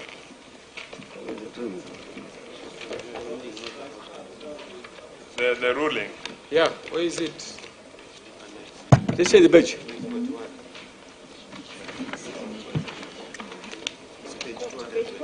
Page 224. 224. 224. Yes. Yes. Annex 4 to 1.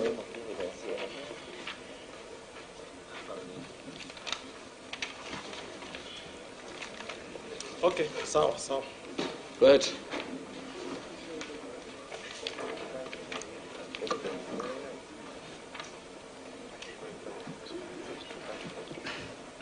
Honorable Chair,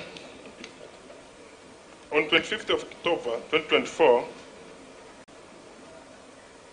Honorable Enoku Ogorio Kero did file in Kisi Employment and the Labor Relations Court petition number E001 of 2024, Enoku Ogorio Kero versus 12 others versus the County Assembly of Nyamira, challenging his impeachment.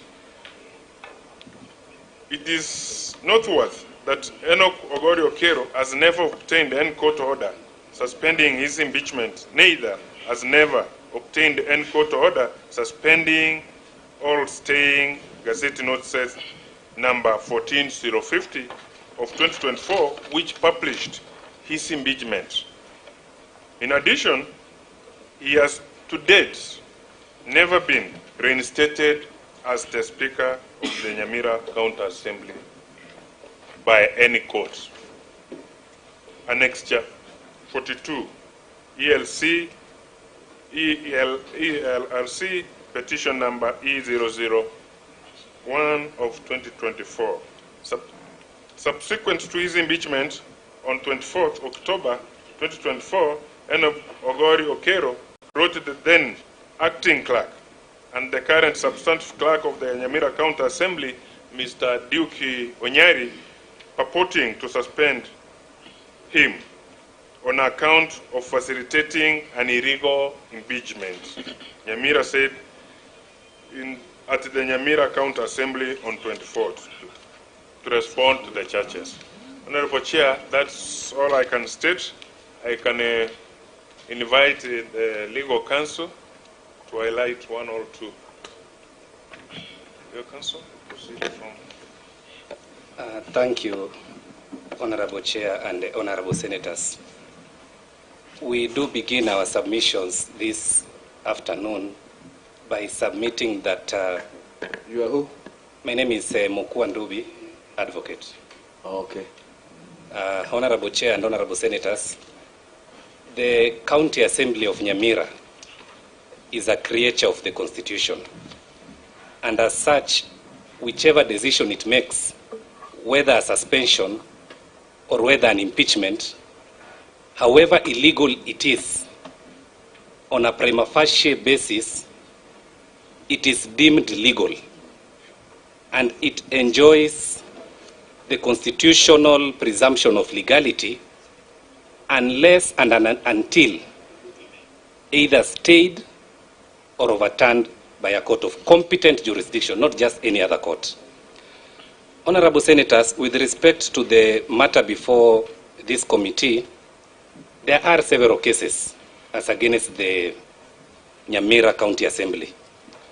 But of paramount importance, there are two cases by the Honorable Okero which are paramount with regards to these proceedings. Honorable Senators, it is important to note that a suspension is a totally different thing from an impeachment. In this case, Honorable Senators, to better understand the dispute as against the Assembly, it is important that, Honorable Senators, you do have a correct chronology of events. The Honorable Okero was suspended, whether legally or illegally, on the 8th of October. Point of order, Chair. How can council say that somebody is suspended legally or illegally? What does that mean to you? In other words, are you comfortable that we are holding these hearings illegally, for example? Council, what are you saying? Honorable Senator. Yes. Our position is that the Honorable Okero was suspended on the 8th of October. Just wait. Do we have a law in our books that suspends somebody? Yes. Honorable Senator, whether there is such a provision or not. No, what are you saying? Order. What are you saying? Council, order. Honorable Senator, is there in standing order number 51 of the Nyamira County Assembly. Honorable Senator. And that is, Senator, that is why I'm submitting. Please give them time to respond. Whether the suspension was legal, whether the suspension was legal or not. Legal counsel. Yes, Honorable Chair. The question the guy is asking is, by law, will the speaker suspended or removed through a motion of notice of motion on, to remove him from the seat? If he's suspended, can he be suspended? Honorable Chair, there was a motion to suspend him. Okay. And he moved to court and obtained orders stopping that suspension. However, there was no court order, and to date, there is no court order that stopped impeachment. Okay. Impeachment came after. And after the Honorable Okero was impeached, he did file a case in Kisii, being petition 1. He wanted to set aside the impeachment proceedings and to stop the election of a new speaker. He did not get those orders. He was also never reinstated back as the Speaker of the Nyamira County Assembly. And in fact, Honorable Chair and Honorable Senators, there is a valid Gazette notice, as we speak to date, gazetting the Honorable Enoch Okero as an impeached Speaker. And that Gazette notice, to date, it has never been stayed, it has never been suspended, or it has never been quashed. It's quashed, Honorable Chair. So the legal counsel is not telling the truth. I have the Gazette with me here. I can share. I will give you a time. Please order. You will respond. Honorable Chair, Gazette notice number 14050 of 2024 is a Gazette notice that gazetted the Honorable Enoch Okero Ogori as an impeached Speaker. Please give us the page of that one. That it will be annex number 40 in the orange bundle. Yeah, page. That will be page number 223 at the top right. That particular Gazette notice is a valid Gazette notice which has never been overturned. And the Honorable Senators, the Honorable Enoch Okero Ogori in annex number 42, which is now to be found in our bundle in page number 235, he filed a case and he has sworn in his own affidavit in page number 200 and pages number 244. He has sworn that he was impeached. So we then have an ugly scenario where someone is in court challenging his impeachment, validly or otherwise removed, but at the same time is outside here holding parallel proceedings. Indeed, Honorable Senators, there are 3 Gazette notices which were made by the Honorable Okero after his impeachment. Those again are the subject of litigation in Nyamira petition, Nyamira JR number 7. Page. The 3 Gazette notices. Yeah. It's good to go with you. Yes.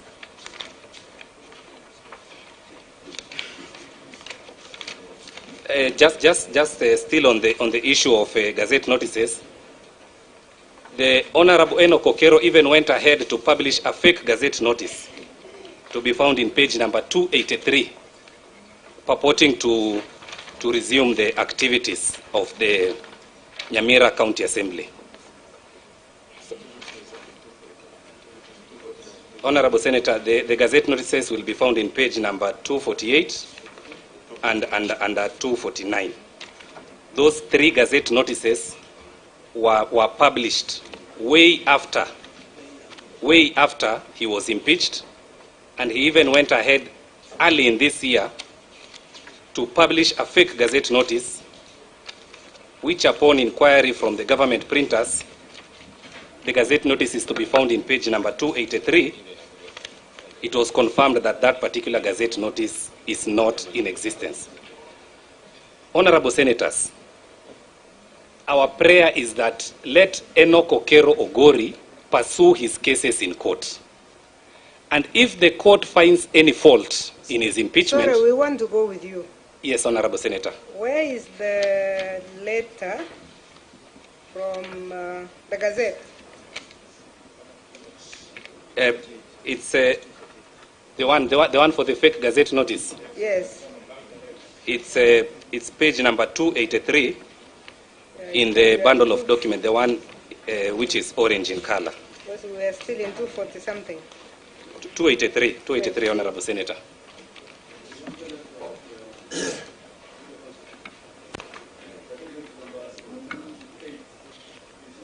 Vic. Gazette notice number?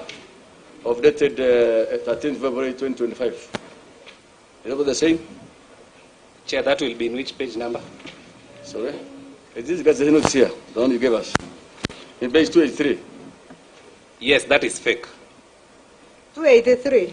Yes, Honorable Senator, it's not there. What do you mean by fake? How are you able to confirm it? Yes, we did confirm. What even did you have? From the government printers. You have the printer's notification? Yes, there is letter from the government printers confirming. Where is it? You have it? Yes, Chair, it's in page number 250. 252.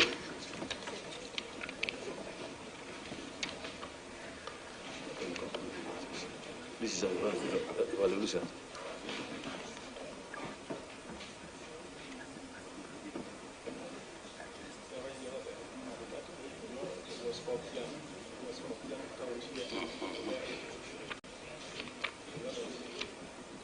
Chair, can I proceed?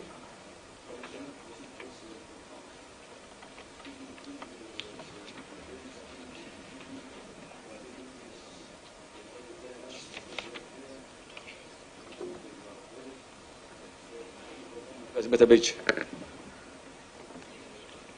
Can you come with the original page? Yes. This one is not clear. It cannot be read even. We can supply the original. We want the original. Yes, we will supply it. Okay. Go. So, Chair.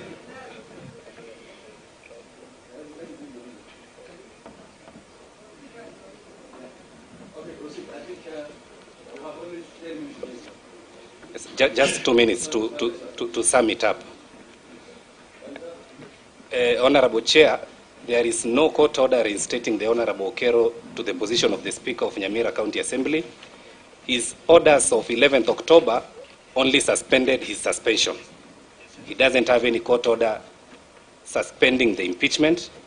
And as such, Honorable Chair and Honorable Members, once an invitation was made out to the public for interested parties to apply for the position of Speaker of Nyamira County Assembly, interested parties applied, they were shortlisted, elections were conducted, there was no court order stopping the election of a new Speaker of the County Assembly of Nyamira, and as such, Honorable Chair and Honorable Senators, the validly elected and the validly holder of the position of the Speaker of Nyamira County Assembly is the Honorable Thaddeus Nyabaro Ndubi.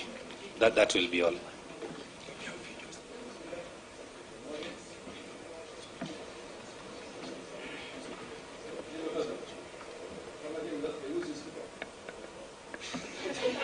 The legitimate and validly elected Speaker by majority vote is the Honorable Thaddeus Nyabaro Ndubi Momanyi. Okay. Okay. In the absence of any court orders. Thank you, sir. Chair, could I?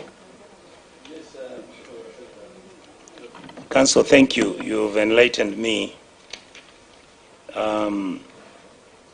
There are very many illegalities that have been done by, let me call him the former speaker. That is correct, Honorable Senator. Did you and your team go to court to seek any reprieve, any court orders to stop him from what he's doing? Yes, we did file Nyamira High Court Judicial Review case number 7 of 2024, challenging those 3 Gazette notices. And what is the verdict? The case is still ongoing. It has not. Thank you. So you cannot use that case to determine any action right now. Honorable Senator, initially there were orders. You are a lawyer. You cannot use what has not been determined by a court of law to justify the argument, any argument whatsoever. Number 2, when you caught this man having fake Gazette notices, what do you do normally when you are a good lawyer?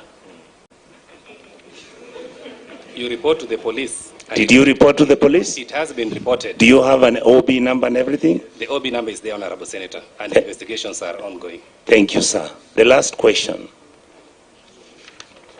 According to you, when you look at the issues that have been happening in Nyamira for a while, are these issues legal or political?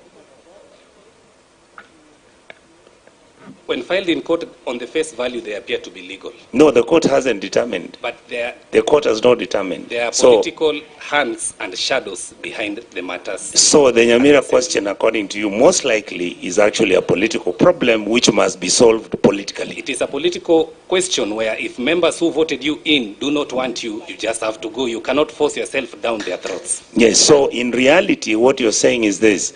What if these members who voted you in are voting you out illegally? Honorable Senator, Honorable Senator.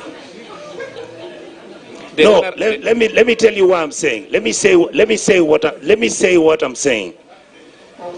Do you have this book? No. Do you have this? Can somebody please provide this through your speaker? I want you to go to page 36.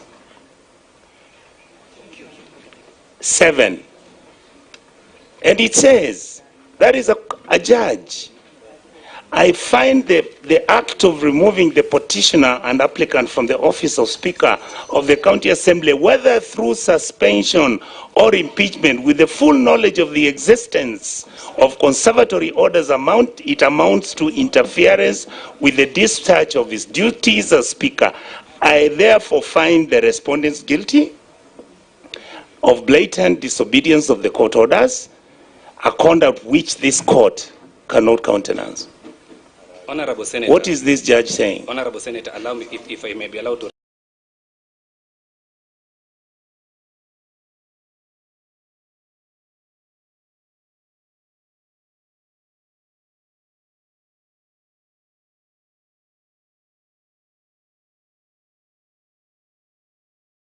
Senator, that particular statement, yes, law is called obiter dictum. Yes. Reason being, the court was not invited to pronounce itself on impeachment. Yes. The court was invited to make a determination whether the MCAs were in contempt. Yes. For chasing away Honorable Kero. Thank you. So Hold the on. court was saying in passing. Hold on. Through you, Chair. Hold on, Council. Whether you suspended Council, hold on.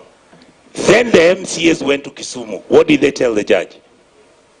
Honorable Senator, if you may allow me to conclude on this particular paragraph. You had already concluded. I am asking you, Chair, when the MCAs went to Kisumu. Chair. Don't worry. I mean, allow him to conclude. Thank you, Chair. Chair, what was filed in court, the petitioner wanted to punish the MCAs for chasing him away from the assemblies on 15th October, not for impeaching him. So the judge was saying in passing, whether you frog-marched Okero, whether you impeached him, whether you suspended him, you were guilty for barring his access. That is not an order instating him to. It's a by the way statements. By the way statements. No. By the court. For example, if the court writes a ruling and say it's a sunny day, that is an obiter. Senior Counsel Omangeni, please help us on that. Can you help us on that statement? Honorable Senator, the most important part in any ruling is the holding.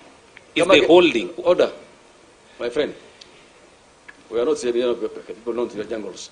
So we'll give to the Senator, Senior Counsel. I want you to repeat the same statement.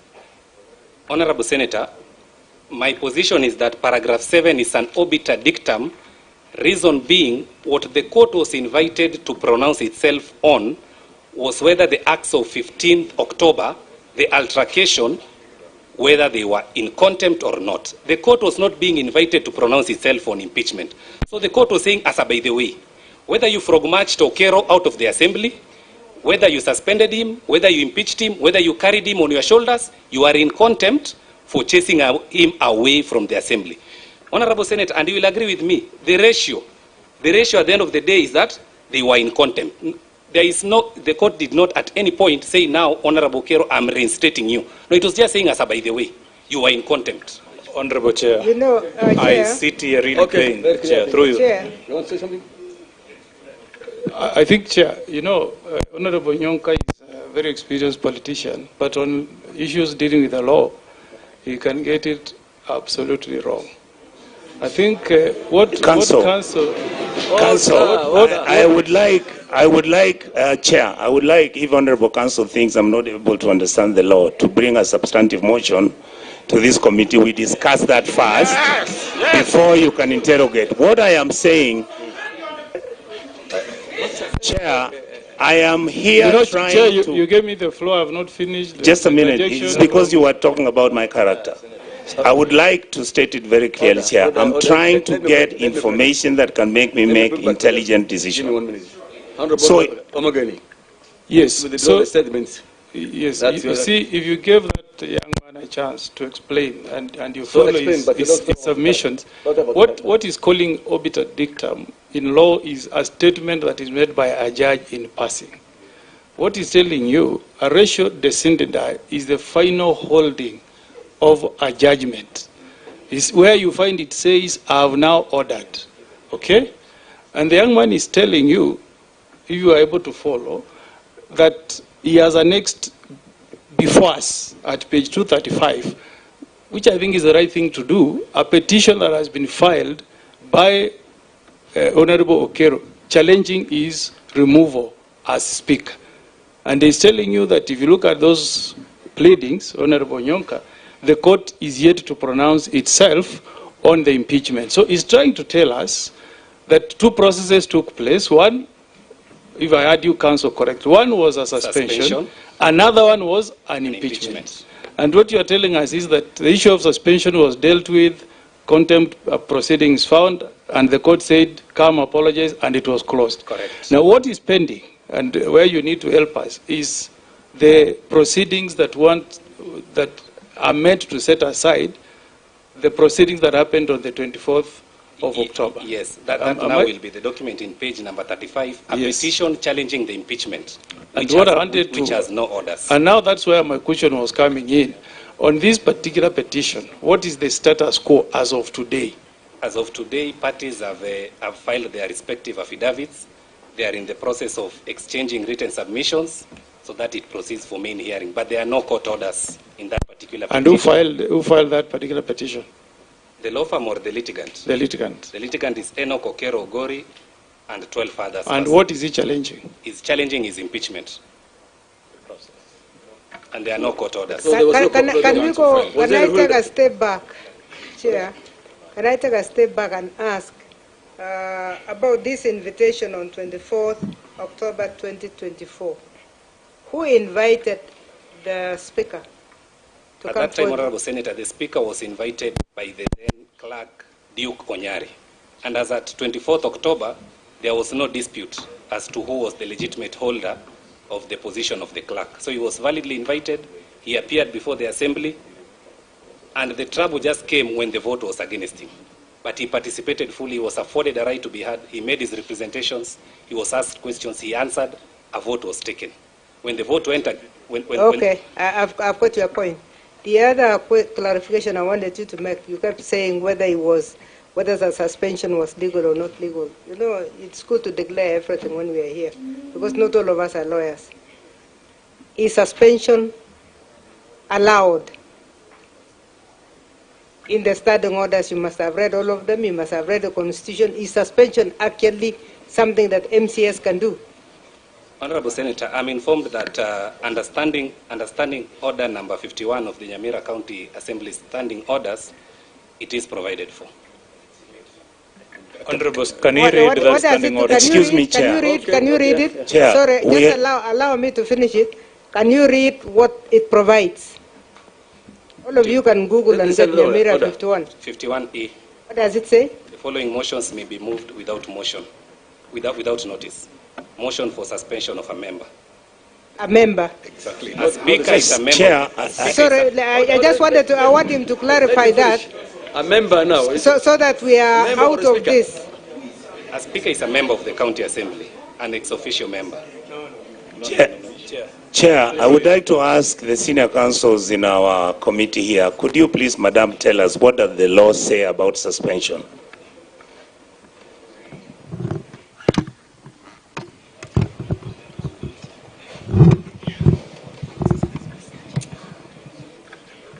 Chair, the provisions of the Contempt Act are the substantive law when it comes to vacation, whether by suspension or removal. Vacation of office of the Speaker is substantively provided for under Section 11 of the County Governments Act, which provides that the office of the Speaker shall become vacant. What is specific to us here is under 1C, if the County Assembly so resolves by a resolution supported by at least 2/3 of all the members of the County Assembly. So the law, that is the substantive law. Standing orders are procedural laws. They're supposed to give procedural guidance. But what supersedes the other? The County Governments Act. Thank you. Honorable Senator. Which means, Chair, even from the precedent of wanting to get rid of Mr. Okello, he actually got kicked out illegally first before he could go for his impeachment. Those are the issues we are discussing. Chair, there is a statutory process which was followed under Section 11 of the County Governments Act on impeachment of Enoch Okello, and that is what is challenged. Legal officer. We are not talking about impeachment. Order, legal counsel. Legal counsel. What the Senator Onyoka is saying has some truth in it, because you used forcefully. You have not gone to any constitution. You have not followed the constitution. You did not impeach me in the past, but you used forcefully, using assaulting him. Honorable Chair. Was that in order? Honorable Chair, there are two processes which are being mixed up. On the issue of suspension, we've agreed. The suspension came first, and he got orders stopping the suspension. Subsequently, a fresh process of impeachment was commenced, and it complied with provisions of Section 11 of the County Governments Act, and that impeachment is what is being challenged in document number 235, and that is why we have two cases, one challenging suspension and another one challenging impeachment. And Chair, please, through you, Chair, 1 second. And there is no court that has ruled to determine whether this gentleman should still continue being the Speaker or the other gentleman. It's important we clarify that. Honorable Senator, through Chair, this is Bonuke. Honorable Chair, Senator Onyonka is openly biased, and I request that he should not press. No, I am sitting. Yeah. Chair, the MCA is making it personal. I've come here. I'm just speaking evidence. I've not concluded anything. I want the people of Nyamira and Kisi to see the issues you're having. Let's be honest about them. By saying that those are relatives. No, Honorable Chair, that's all a wrong insinuation. Honorable Chair, remember in the Kenyan interest. Honorable Chair, is in the record saying that they are relatives. Point of order, Chair. Point of order. Point of order, Chair. Point of order, Chair. We are members of the committee, and I think they should address us as members of the committee. Including Onyonga, the fact that he has some relative here and there doesn't make him not to be a member. He's a member of the committee. Order. Okay. Let's deal with it, sir. Onyoka, Honorable Senator Onyoka, please. This will be conference about the Senator. Thank you, sir. Thank you. And members, I don't request to personalize issues. This is not a Nyamira politics. This is a community of revolution. So we need order here. So I think, my friend, you are now time is over. So I will not give you time to defend yourself on that topic, because they have replied and you have talked. Master, I will give you 1 minute. Yes, Chair, legally we have a right of rejoinder because we had presented our case, which has been somehow they are struggling to water it down. And I've seated here, listened to counsel misinterpret the law, and it doesn't sit well with me while I'm seated here. Allow me, or Chair, you could go back to counsel and ask him the import of prayer number 3 in petition number 8, so that he can tell us what was his understanding. Because to me it appears that he has been misadvising his clients to this end.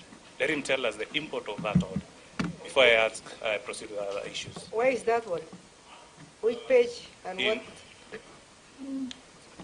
In our bundle, allow me to refer to it. Okay. Legal counsel. In our bundle is in annexure number 2. Okay. In petition number 8. Legal counsel for Mr. Nyamira. Can you? Honorable Chair. No, legal counsel. Can you respond on that? Honorable Chair, to understand that particular order, it is important to understand under which context did the petitioner go to court. He had been suspended. Impeachment had not started at that time. So the court said, number 1, I certify your matter as urgent. Number 2, the resolution of 8th October is hereby set aside. Number 3, your suspension is suspended, meaning you can go back to your office. But paramount, prayer 4, which he wanted to stop the impeachment, he was never granted. Chair, let's stick to prayer number 3, please. This very, the reading is just simple. Any layman can understand. And I'll just read for the benefit of everyone seated here. Pending the hearing and determination of the application herein, the Honorable Court be pleased to issue interim temporary injunctive orders restraining the respondents and interested party or any other person acting on their behalf or otherwise from stopping, barring, or otherwise interfering with the petitioner discharge of his functions and duties as Speaker. What is so hard to understand in that prayer? What is so hard to understand? Chair, that explains the petition was being Order. I think that time you'll argue out in the courts, not here. Absolutely. I'll give you that time. We'll have all the time to argue out the case. Honorable Chair, if you allow me, because there was a lot of misinformation that we provided fake Gazette notices, and we have the legitimate Gazette notices, it's good to quash that one off record, that the council lied, we have fake Gazette notices when we have the right Gazette notices. And I've provided that. It's never right, the council to go on record to have lied that I gave fake Gazette notices. Because my Gazette notices are here. And also the council alleged that the Gazette notice on the vacance of the office of the Speaker. Chair. Yes, that one is clear. Chair, we have please submitted allow us, I just wanted to say that some of this information, we will verify them. We have our legal team, we have our clerks here. Absolutely. So what you have said and what they have said to us is information. It's us who invited you to come here. We want to get as much information as possible. We will verify. If you are talking of a letter that came from the printers, government printers, it is next door to us. We will be able to get all that information. Chair, we would only be helped if they can clarify further questions from us arising from what we have had. I asked the question earlier, where is the mess and where is the, and where do we have the answer? Just tell us, without telling us anything beyond where it is. Thank you, Honorable Chair. The mess is with the main counter assembly, and we are here with the Chief Sergeant at Arms, and is in possession of that mess. Thank you. And the next answer remains in the main counter assembly. The other clarification, Chair, so that I rest my case, was this case of gazettement of the 4 venues. I have been searching and I have found the Gazette notice for 2015. The Gazette notice of 2015 makes reference to Standing Order 26-3 of the Standing Orders of the County Assembly of Nyamira. It is notified for information that the for the members and for the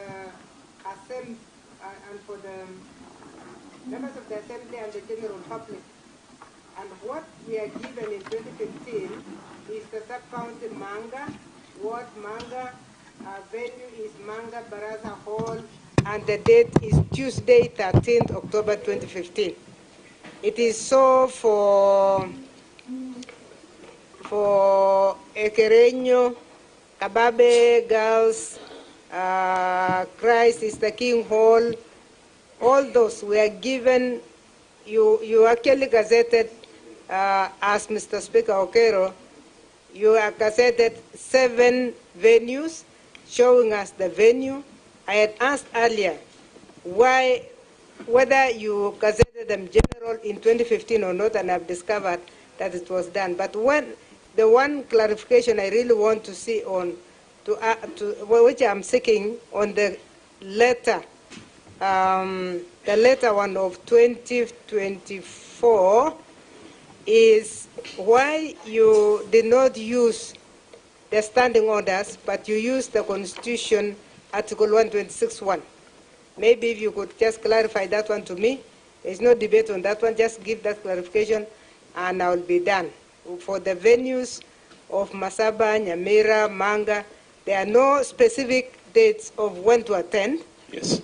They don't have the details that you had used meticulously in 2015, but also you have not used the standing orders, but you have used the Constitution, and I'm worried about what you are quoting in the Constitution, because you are quoting Article 126.1, and tell us your reason, and if you want, our legal staff can read to us that 126 after you have answered.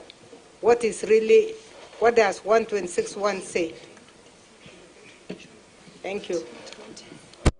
Thank you, Honorable Chair, if you allow me. And I think if you give me a little bit time, I clarify this because I know where I come from. My senators had issue with Punga Mashinani. To clarify. The question you have been asked is, the article you're quoting is for Parliament. Very true. And if you allow me, I was answering my senator earlier before, but I never had that opportunity. It's a two-way to Punga Mashinani, legally. The first is about a motion that was passed in 2015. When you go to our standing order number 48.1, it's clear, no motion may be moved which is the same in substance as any question which has been resolved. The Nyamira County Assembly in 2015 resolved to hold Bunga Mashinani in the villages. What is an assembly? An assembly is a house of records. So it's not something you can erase. Let's be very clear. What did you do in 2015? I was not the speaker in 2015. Honorable Chair, yes. Honorable Chair, I was a member. No, I don't want your answer yet. I want to say exactly what I want answered, but you don't answer before I ask the question. My question was, in 2015, the Gazette notice was very specific. It was very specific to the 3, which is what we do, our practice in Senate. You cannot go to Turkana without gazetting Turkana on the day, on the specific dates. In fact, our procedure is a bit lengthy because there is a debate. In fact, we fight over where the next venue would be. When it is done, it comes to the House. Then we choose that place. Once we have chosen the venue, like we chose Turkana previously, it is Turkana that is gazetted. Okay. Now, in the case of this, you have gazetted very meticulously, or whoever that speaker was, gazetted meticulously the specific places where you are going to sit. But in this one, there is no, was there any reason why you left that, because the same article gives you the powers to go anywhere. Okay. Now you are not going back to the same venue. We will ask for more, we will do more intelligence. Thank you. Honorable Chair. Order. We are not giving any more time. We are time back. Honorable Chair. Now, Honorable Chair. Hold on, let me finish. Now that you have heard both of the sides, the committee will take charge now. We will follow up all these issues. We will take our legal team to interpret whatever you have said, and all these standing orders. Then we will refer back. Meanwhile, I want only one clarification from you. Thank you. One. Thank you. Nyamira. Yes. No, I want one thing. Were you a member of the county assembly before? Now? Yes, I was serving my third term. Third term? Yes. Now, have you assumed to be the speaker? Yes. Did you resign? That matter is the motion that is in court. No. And then I will not answer it here. Just answer. Yes. Did you resign? Not resign. Yeah, of course, yes. You resigned from being an MCA? Yes, I did a letter. And wherever I did with it. I want you to say yes or no. You are still an MCA. Until the IPC declares all the I did a letter. Through the chair. Okay, we'll interpret. Through the chair. I'd like to remind Nyabaro that he's under oath. He's still under oath. Yes. And he's lying through his teeth. Okay. To this committee. Under oath. And I think that will take you so serious note. I pray, Chair, that you repeat that question to him. You are a member of Parliament, the County Assembly of Nyamira. Say yes or no. You are a member. As at now? Yes. Yes, because I'm a member. Because you know, under Section County Government Act, Section 7B, that will be done by our team. A speaker is a member, an ex officio. No, you are an elected member of the Assembly. Elected member or nominated?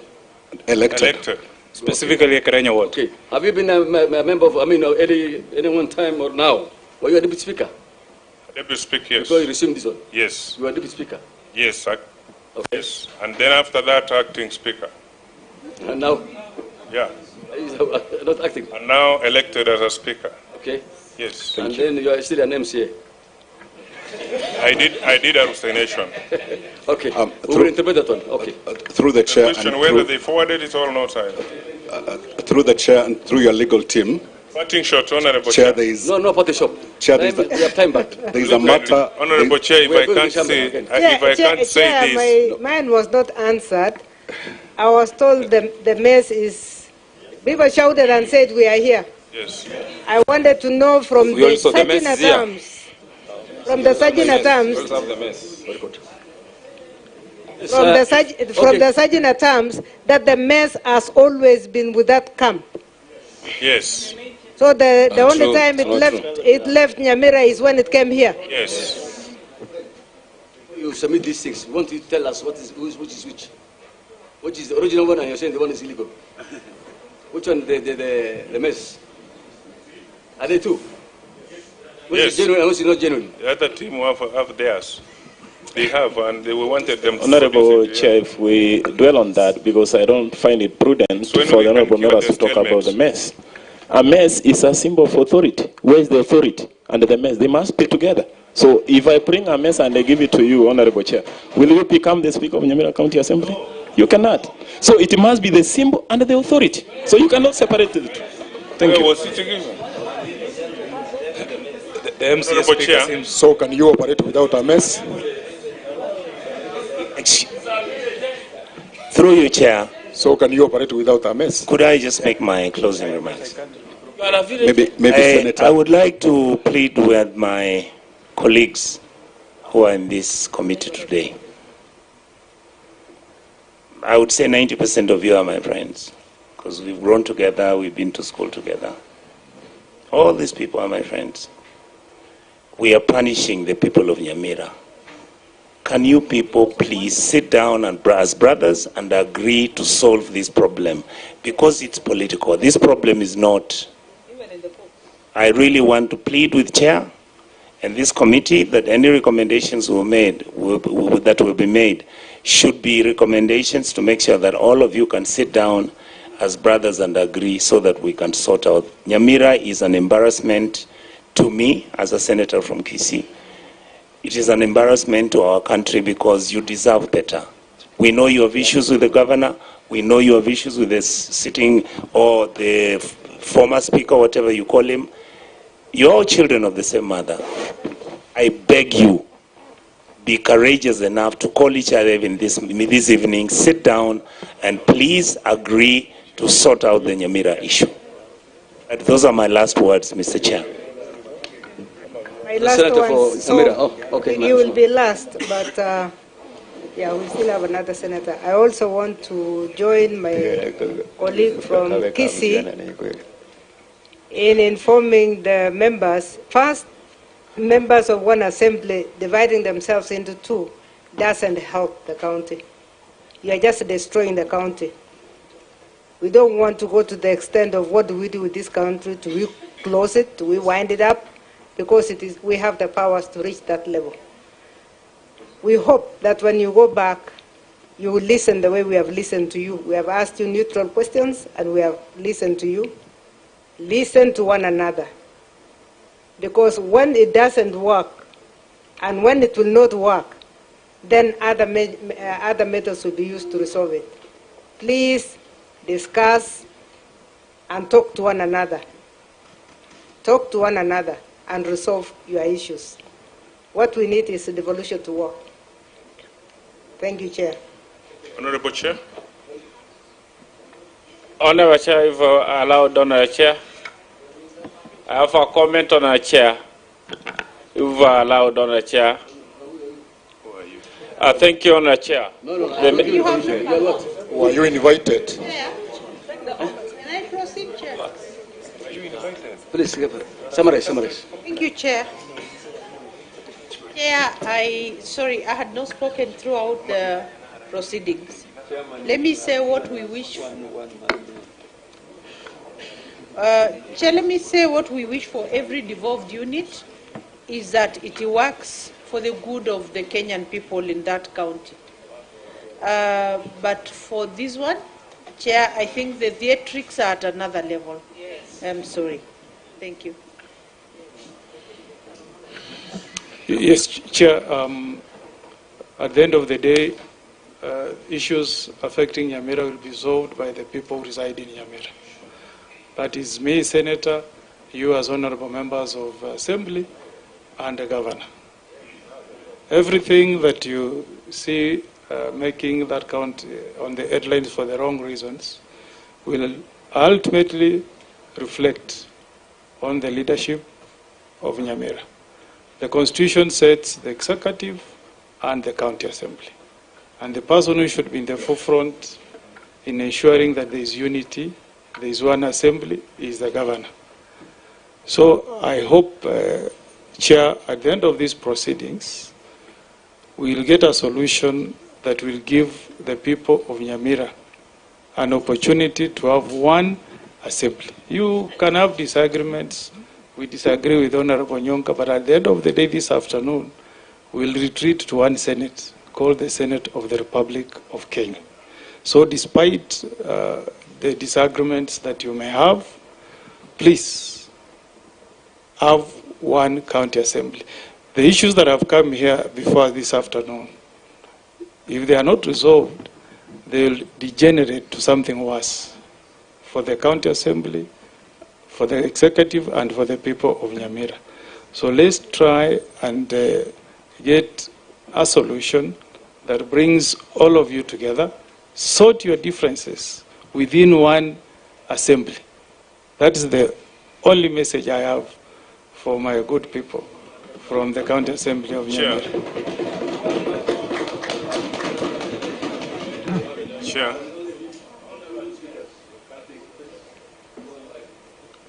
Thank you. Thank you, Honorable Chair. Honorable Chair, it's not that we are greedy for power, but our hearts are bleeding. It's only in Nyamira that a consignment of empty breweries can be flagged as in the name of drugs. it's only in Nyamira that the governor can pay himself 5.6 million. Honourable Chair. Mr. Governor. Honourable Chair.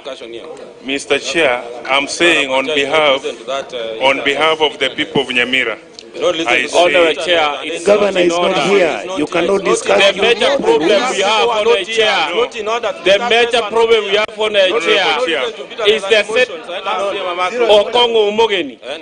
It's the problem of Nyamira. Honourable Chair, give me an opportunity to speak. Honourable Chair, I withdraw and apologize, Honourable Chair.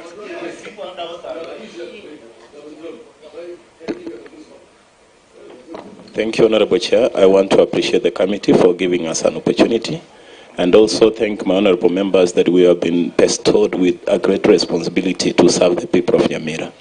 We have an opportunity to come back, work together. My hands are open to welcome my friends. We work together, we push Nyamira forward. We have a timeline. 5 years is not a long time. Next year we are engaging campaigns. We have an opportunity to come together and do service delivery. I want to appreciate the opportunity and also welcome my senator, my learned counsel who I love so much, that if we resort and go back home, we can be able to solve this issue without coming to the Senate. So my senator, I welcome you. Chair. You have enough wisdom. We can be able to move forward. Thank you very much. It's the problem. Okay. It's the order, man. Hey, guys. Okay, we are concluding, gentlemen. My friend, Mashuma, what's your name? I'm George Murabua. You are what? MCA? I'm the leader of majority on our chair. I'm also the leader of majority. I only want to give you 1 minute if you're and also you give me a chair as the deputy speaker. The deputy speaker is here on the chair. That you are reconciling. I don't on the chair, the deputy speaker is here. Thank you, Chair. I need an opportunity also. No, that's going to be too much. Thank you, Chair. I've closed the matter. Hold on. I'm not Chair, I want to cancel it. I'm also the leader of majority. You cannot be biased by giving just a chance to talk and speak. I am concluding the matter. Order. Switch off your mic. Okay. Ladies and gentlemen, sorry for all that you have taken so long. We are going to the chamber. And I want to tell people from Nyamira, honorable members, I think we are all here as leaders. You have been elected by people of Nyamira, and the entire Kenya is today looking at you. It's a very unfortunate situation. What I saw in that TV was so horrible. Because you're all friends, brothers and sisters. They're not enemies. So I want to go back to Nyamira and reconcile and serve the people of Nyamira so that they can be able to achieve the remaining few years, they can live in harmony. Finally, we have had you. We have got all your documents. We will peruse through. We will take the legal connotations of everything that our legal team will work on it, and we'll give you feedback. But then this committee will take all the responsibility, and we will come there to sit with you, to sit with the governor, to sit with the public, so that at least we can all agree. With those few remarks, I want to say thank you very much, and the meeting is adjourned. Thank you so much.